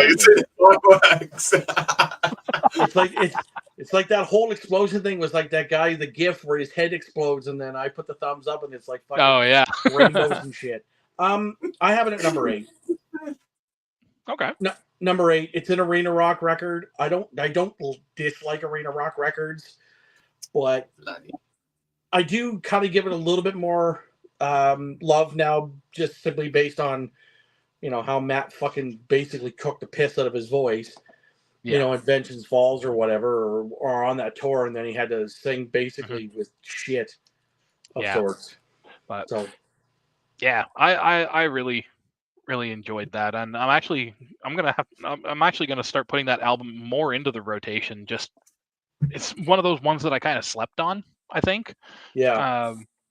And I think it's going to be a little more in the rotation heavily here for the next couple of weeks anyway. Yeah. Yeah. All right. And following Silence in the Snow, we take a little bit of a turn. We take a bit of a gap. And 2017 rolls around, October 20th, albeit. And we get the release of The Sin and the Sentence. Again, through Roadrunner, produced by Josh Wilbur. And this is the first album to feature Alex Bent, the current drummer for Trivium. Departed and joined these guys after a stint in the band Battlecross. Mm-hmm. And he's like my favorite drummer that these guys have ever had. He's fantastic. You throw something at him, he can do it. He's just one of those guys. It's a runtime of a little shy of an hour, 57 minutes. Yep. And the first album to feature Matt's return to screaming following his blowout on the Rock on the Range show. And for me, one of the strengths of this record was that I think they've kind of found their formula now, where they're striding that line between the super heavy brutal stuff and the technicality and the over melodic content mixed with the the mix of singing and screaming vocals. I think they've kind of got their formula down now. And where they've kind of dabbled with a little bit of everything, it kind of lets them know what's good and what works and what doesn't. And like that, like even when they were recording it, Paulo was saying like, this is an album not for us, but this is for just people who've stuck with the band and kind of been through the ups and the downs. And I just knocked over a water bottle, but thankfully it was closed, so I didn't make a mess. But yeah, I just really liked this from start to finish.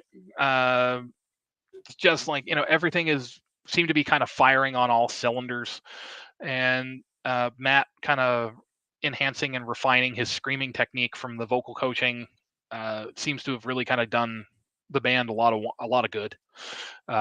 So for me, I put this kind of about middle of the pack for the ranking. I put this at number 5, just above Silence and in between In Waves. Just a killer record. Lots of good tunes on it. A lot of melodic sensibility. Sin of the Sentence is great.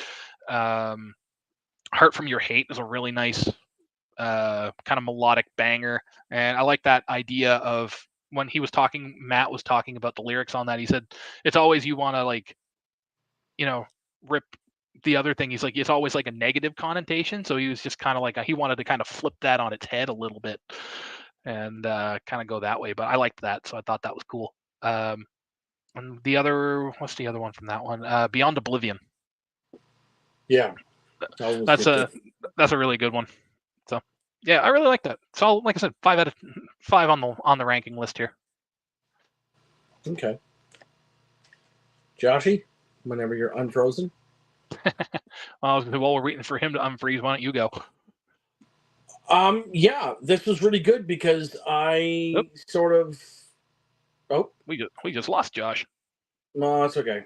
He'll be fine. I'm sure he'll pop back here momentarily. No, probably. So essentially, my ranking of this is sadly at number 7.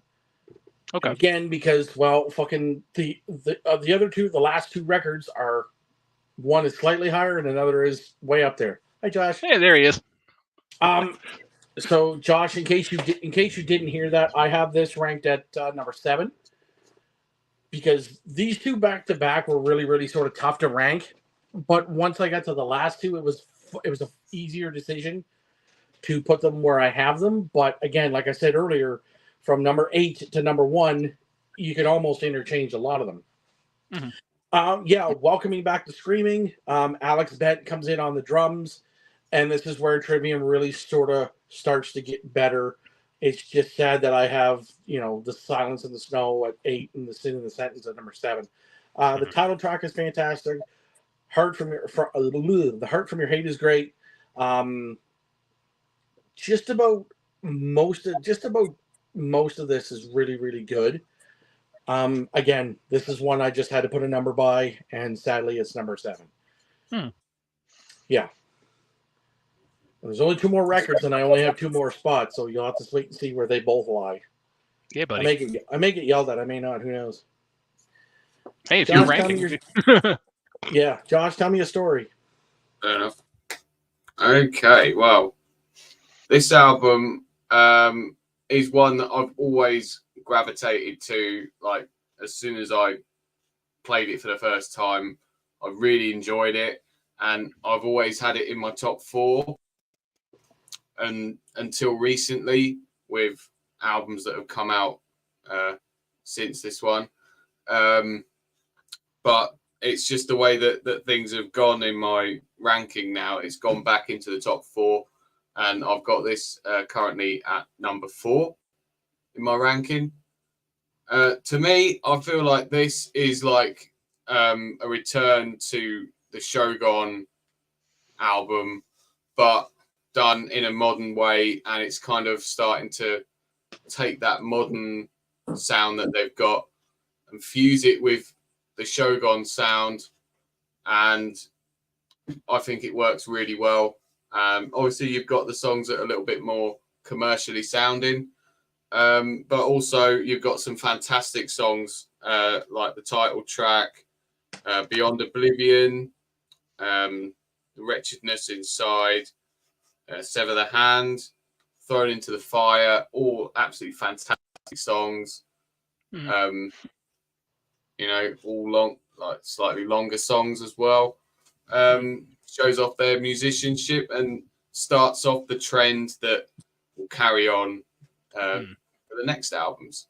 Yeah.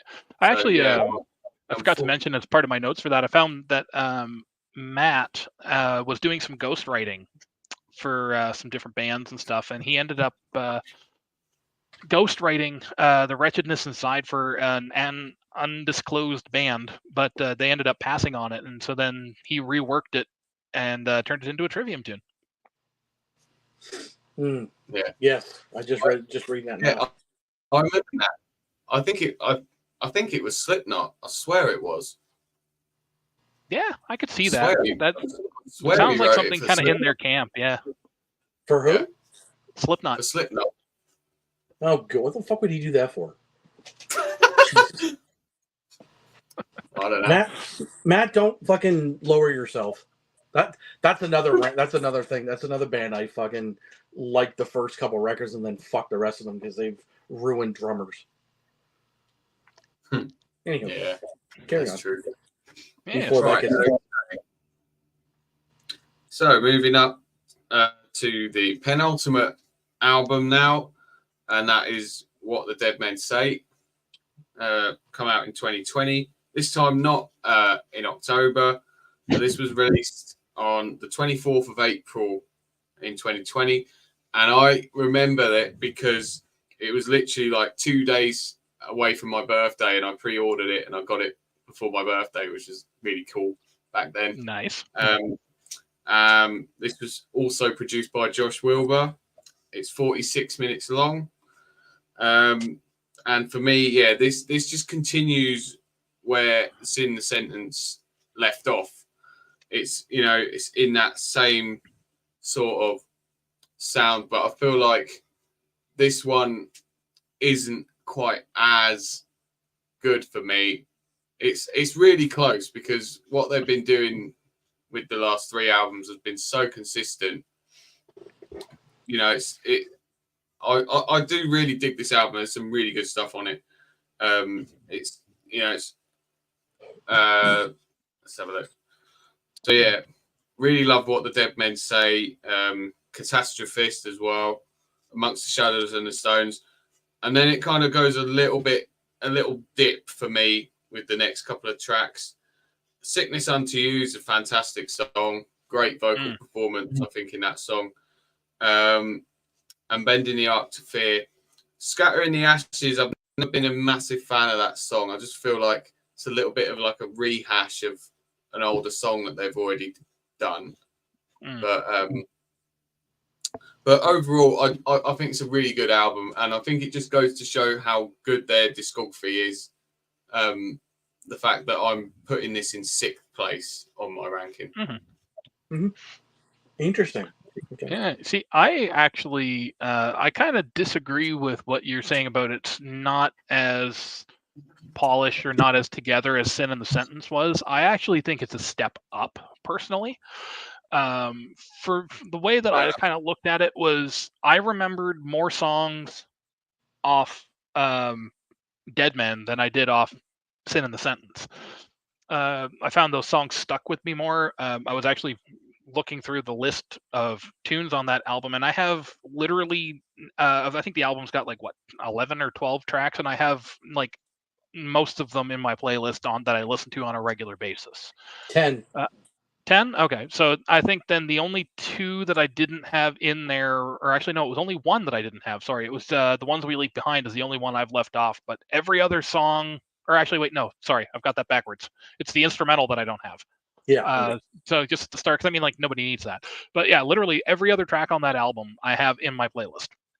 So for me, I found that it took what they did on Sin in the Sentence, and they just kind of continued to build on that chemistry. You know, now that they've got Alex, they were able to kind of really see what he can do from a writing and recording perspective, and just kind of almost let him kind of run wild and do his own thing.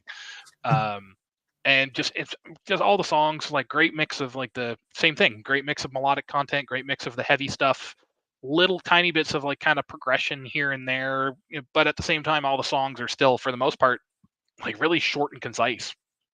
I think, like, longest song on there is Catastrophist, and that's 6.5 minutes. Yeah. So, like, I liked that, and again, conversely to you, I really like Scattering the Ashes. I think maybe because I know the backstory on it, where that was written when Corey was in the process of losing his dad, and that's where some of those because I guess they didn't have the greatest relationship, so he never really got a chance to kind of patch it up before he had heard that his dad had passed. So like they were going through all of this, inner family turmoil on top of dealing with stuff from the pandemic and all this other stuff. So, and I mean, like that's like where that lyric came from of the, a father and son, two lives now come undone. So, you've got that kind of more emotional connection there. So like, I mean, I have a good relationship with my father, and my father's not dead, so I can't relate to it like emotionally, I suppose, but just from a thematic concept, like it's fantastic. And I thought that they handled the more mature subject matter in a way that was easily palatable, without getting too kind of morbid or heady about it.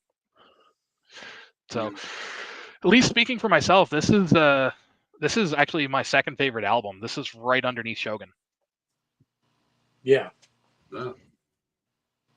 So this here, I'm just gonna kind of take a little bit from what I see on the Shittopedia. They basically took a lot of their death metal love and the black metal love and mellow death love and the hardcore, and they fucking mixed it up on this record. I'm just looking at the lyrical content. This is actually pretty wild. Catastrophist, I probably fucked that up, deals with the theme of humanity in a crisis. What happened in 2020? Everybody's brains fucking blew out of their head. Amongst the Shadows and the Stones is about horrors of war. Bleeding Into Me is about neglecting personal issues. Fuck, how many times have we all been there? Defiant, which was inspired by R. Kelly's documentary and abuse enabling. Ooh boy. Sickness Unto You is about Matt's perspective after having to put his dog down. Scattering the Ashes obviously is about his dad, which I've been there. That shit sucks. And so I can wholeheartedly understand that. Probably why I like that song. Bending the Arc to Fear talks about surveillance and the aspect of modern society. And the final track, The Ones We Leave Behind, is about running over people to succeed in life. How many scumbags do that on a daily? All right. This is number one for me.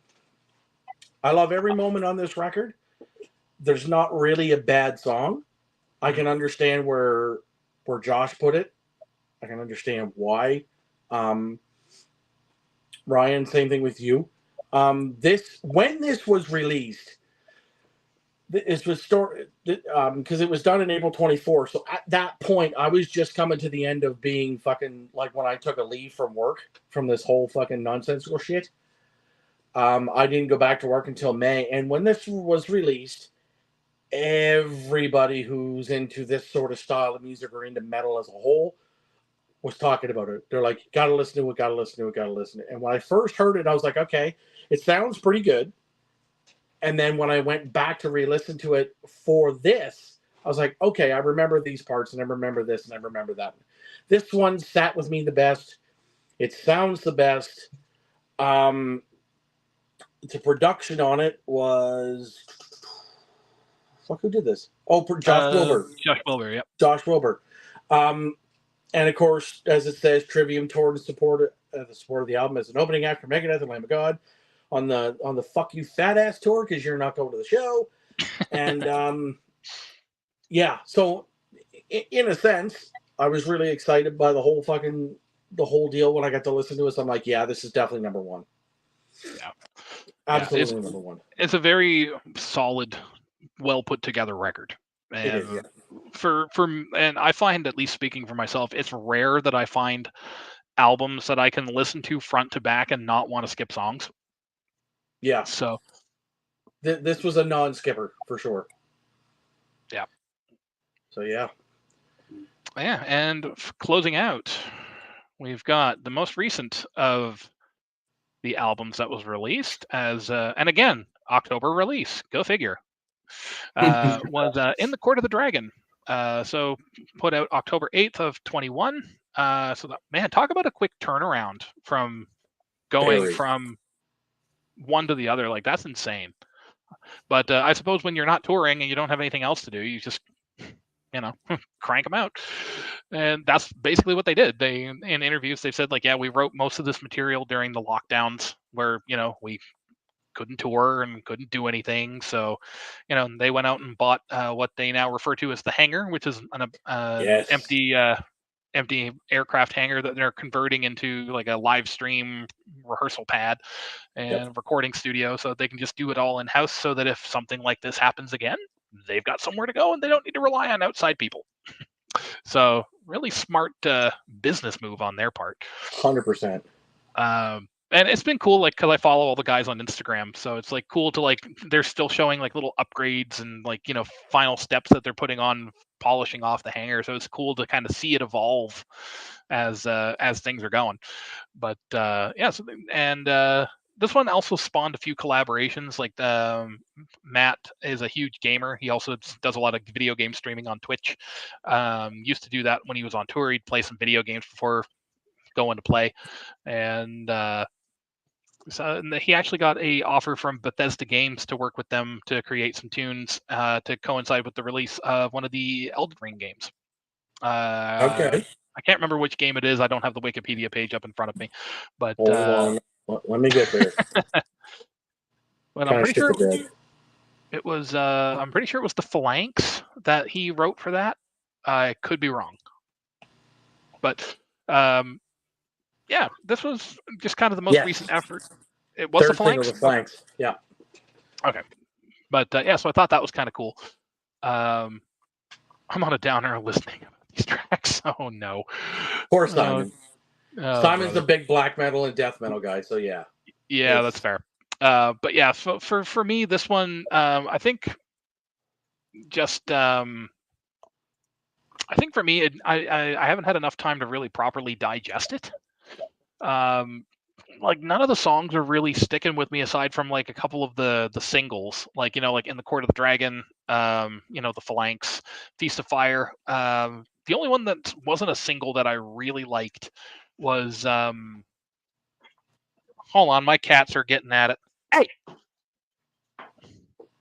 piss off, you little furballs. Ugh, sorry about that. Anyway, only song that really stuck with me outside of the singles was Sword of Damocles.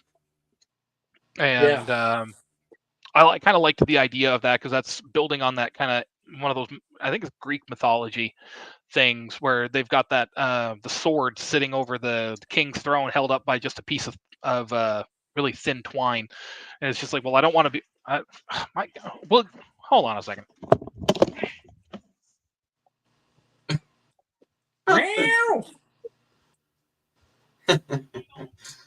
Naughty cat. Yes, flea bags.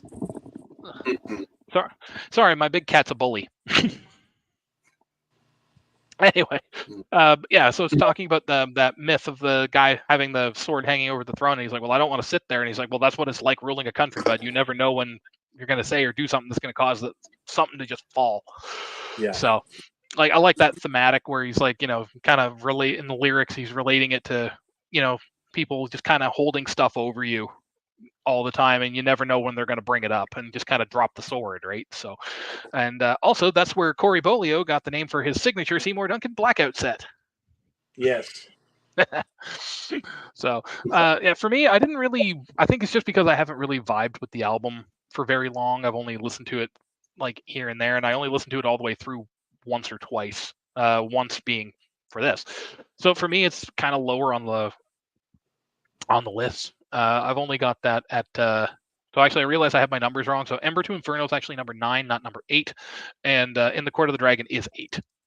So it's not that it's a bad album by any stretch. It's just for me, I haven't really digested it to a point that like. So again, aside from the singles, like if they played songs off it live, I would probably just be like, I don't know this song. Okay, moving on. Yeah. Okay. Understandable. Joshy? Fair enough. Yeah, I'll go next. Yeah, no worries. Okay.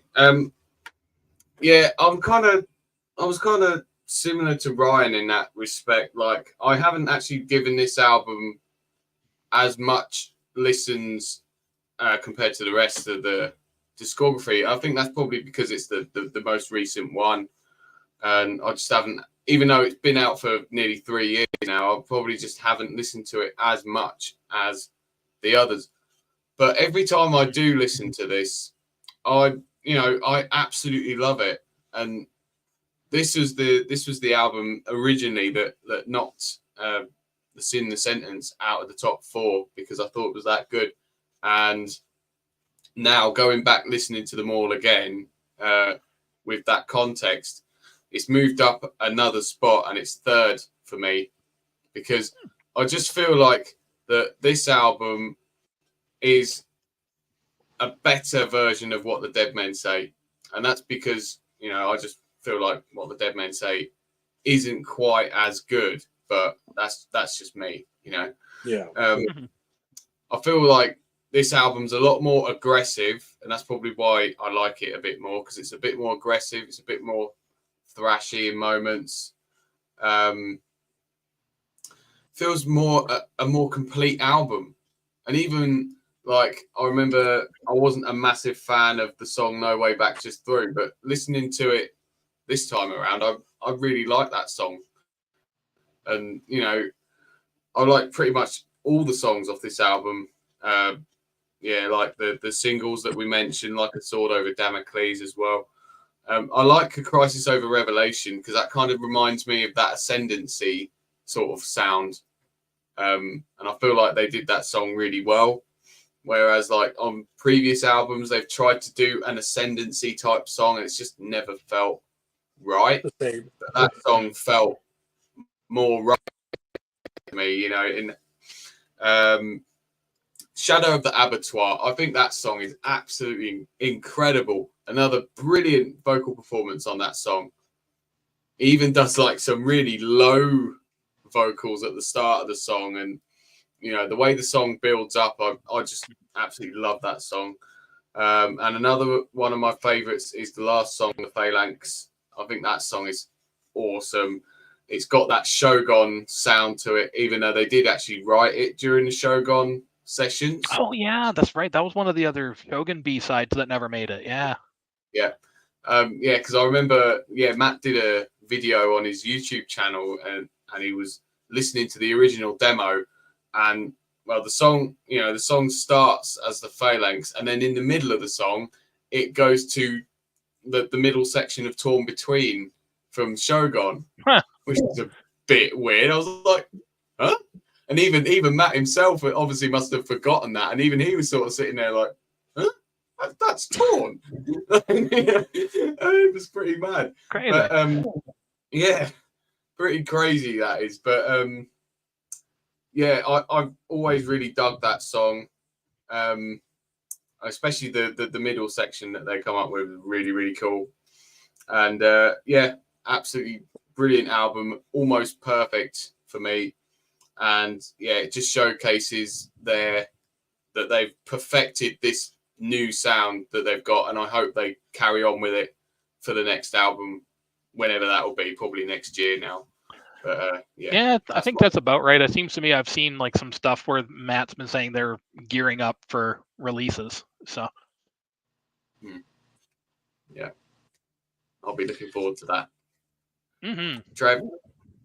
Well, not much more to kind of, sort of echo what you guys have already said. I have this at number 5.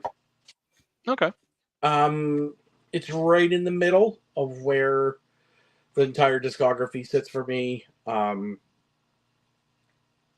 Production was good. I mean, obviously when, What the Dead Man Say comes out in 2020, and next thing you know, there's like, oh shit, new fucking Trivium out, April 24, whenever this was out, or October, I think. It's like, oh, okay, well, that was fucking really quick. But again, when you're sitting home doing nothing for a whole year or so, you have nothing better to do than write a record. So I think with a quick turnaround, I think it kind of muddled shit up, because it's almost like it is a follow-up essentially to What the Dead Man Say, and a little bit less exciting for me in comparison. So that's pretty much it for me. Yeah, I think just overall though, like now, like I say, like those last 3 albums is where they're really kind of getting their shtick kind of dialed in. Yep. And so at this point, it's either the next album is going to do one of two things. It's either going to continue to build on that and just kind of skyrocket it, or they're going to take a complete left turn and do something completely out in the middle of nowhere and catch everybody off guard, which is either going to get them to be loved or get them to be hated. So we'll have to wait and see. I know like Matt on his Twitch streams, he's got a lot of other guitars, and he's starting to get into like 8 and 9 string stuff. So I'm just kind of wondering if and when that'll ever rear its head in a Trivium album. So we'll have to wait and see on that one. And it's interesting too because he's been doing a lot of stuff with Ishan lately. So this fucking epic-y guitar stuff with a little bit of black metal starting to creep in a hell of a lot more. And yeah, because I was gonna say I think Isan's in Ibaraki, isn't he? Or they've got some sort of a project together. They are. That's exactly what it is. Yeah. I was actually listening to that, some of their stuff a while ago, and something that surprised me there's one tune on that first Ibaraki record that's got Gerard Way from My Chemical Romance doing like scream vocals on it, of all things. Correct.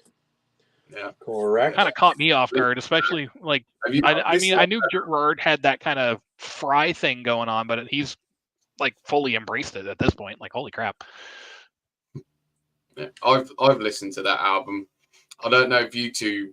I'm guessing you two haven't listened to that album, but I've heard bits and pieces of it. Like, yeah. What'd you think of it? It's like a It's kind of. I'll say I wasn't too impressed, but it's a bit of like a half and half album. Half of it I thought was really, really good, and then half of it was a little bit strange. I wasn't really into it, I never picked it up because I thought, nah, I'm probably not going to bother with it. I only listened to it once, and I thought some of the more black metal sounding songs that were more proper black metal were really good. But then he had some slightly strange songs on there that didn't sound anything like black metal, and I was like, why is this here? This is nothing like black metal, especially the last song. That kind of sounded a bit more like, I don't even know, sort of like 30s, 40s kind of style, like contemporary music. It was very weird. That's the best way to describe it. It was like, couldn't have sounded any further away from like the first song on the album. We can't remember what that was, but that was weird, very weird. But oh, Simon's left. He's given up. Fair enough. Appreciate you joining. I mean, we're at the end of this anyway, so he's not going to miss much. Well, yeah, we're pretty much at the end now. The only thing that is left to do, which I was gonna create a mean average ranking of all our scores put together, put it in an average ranking. I've worked it out basically on like whatever album was given the highest score or lowest score. I've sort of worked it around there and sort of done a mean average between all our scores. And our average ranking is actually, to be fair, it's not too far away from what we said. So at the bottom is Vengeance Falls. In 9th is Ember to Inferno. 8th is Silence in the Snow. 7th is The Sin and the Sentence. 6th is In the Court of the Dragon. 5th is The Crusade. 4th is In Waves. 3rd is Ascendancy. 2nd is What the Dead Men Say. And number 1 is Shogun. Yeah. That's basically my list with a couple of minor tweaks. Same. The exact same. Yeah. I think it's more down to like putting them in an average score. That's roughly where I think they all are. So yeah. There we go. That's it. Yeah. I think that was I will say I was a little surprised that some of the more classic ones ended up higher on Trevor's list. I thought they would have ended up a little bit towards the bottom, but Go figure. Have you guys heard of Capharnaum? Which is Matt's other band that he was in briefly? No, I haven't heard about that one. So, Yeah. Capharnaum was founded in 1993 by Jason and Jordan Sukoff. Okay. Okay. So, Jason played guitars, Jordan was on drums, and the last lineup had Mike Pogione on bass from 03 to 09. Matt Heafy was on just vocals from 03 to 09, and Alex Vieira 04 to 09. And basically it was tech death. Okay. So I've heard it, and it's fucking wild. Now, if you're into tech death, great. If you're not, like myself, probably don't listen to it more than once. But at one point in 2003 and 2004, they actually had fucking Daniel Mongrain on fucking guitars, which to me is kind of a fucking baffle. If for those of you who don't know, Daniel Mongrain, also known as Dan Mongrain, and Chewy, he was the co-founder of tech death Quebec band Martyr. Ooh, that was a great band. And he's also now the replacement for Piggy in fucking Voivod. Yeah. Well, there you go. So that band's a bit weird, but it's really fucking good too. So Okay. check it out. Again, if you're not into tech death, you may or may not like it, so you may not last that long. But yeah, give her a whirl and kind of go from there. Fair enough. I'll definitely check that out, because that's the sort of era of Matt's aggressive vocals that I absolutely dig. So I'll just check it out for Matt. Yeah. I was gonna say, did you guys have you seen the Roadrunner United sessions? That I think that was like mid 2000s. They had Matt in there as one of the team captains, and that led to some pretty cool stuff. That tune they did with King Diamond, I think it was called "In the Fire" or "Into the Fire," something like that. That has probably one of the craziest guitar solos I've ever heard come out of Corey Bolio's fingers. Yeah. That whole ordeal was great to begin with. It was an interesting idea to kind of force other people to work together in like little mini projects. I thought it was really kind of interesting in the fact, I mean, it was almost a social experiment in like, how can we get all these different metal musicians to work together? Well, yeah, and it was quite cool because it all went really, really fucking well. What I like the fact that they had, so Joey Jordison was a captain, Matt was the captain, Dino Cazares was the captain, Dino from Fear Factory, and Rob Flynn was also a captain. Yep. And he had Jeff Waters do a solo, and basically when he was playing it, fucking Flynn had decided to shit his pants because he realized that it was probably one of the greatest things he'd ever had experienced. I'm pretty sure if Roy saw that, he'd probably be jizzing himself. But he did. No, he did every so often. He'll bring it up, and I'll be like, "You realize I've watched that more often than not, right?" Yeah, Jeff is an insane player. Like, dude's got more talent in his left hand than I've got in my entire body. Oh yes, 100%. Yeah, that's just that's the thing with some of these guys. Right. But on that note, I think we should do this again sometime and maybe do it with a different band. I had fun. I don't know about you guys. Yeah. I did. Yeah, definitely. Yeah, that'd be great. Yeah. And I think we should do one just to make Josh fucking squirm. See, because I had to squirm to this fucking thing. No, I'm just kidding.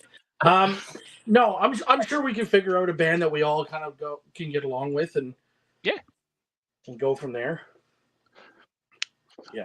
No, Josh, I was gonna make you listen to Cathedral, but I'm like, no, I can't do that to poor Josh.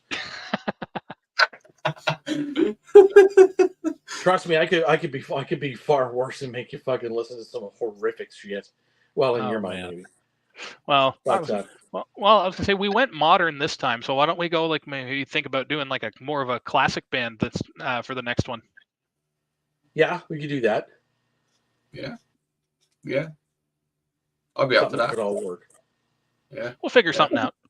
Oh, of course. 100%. Yeah. We'll sort it out.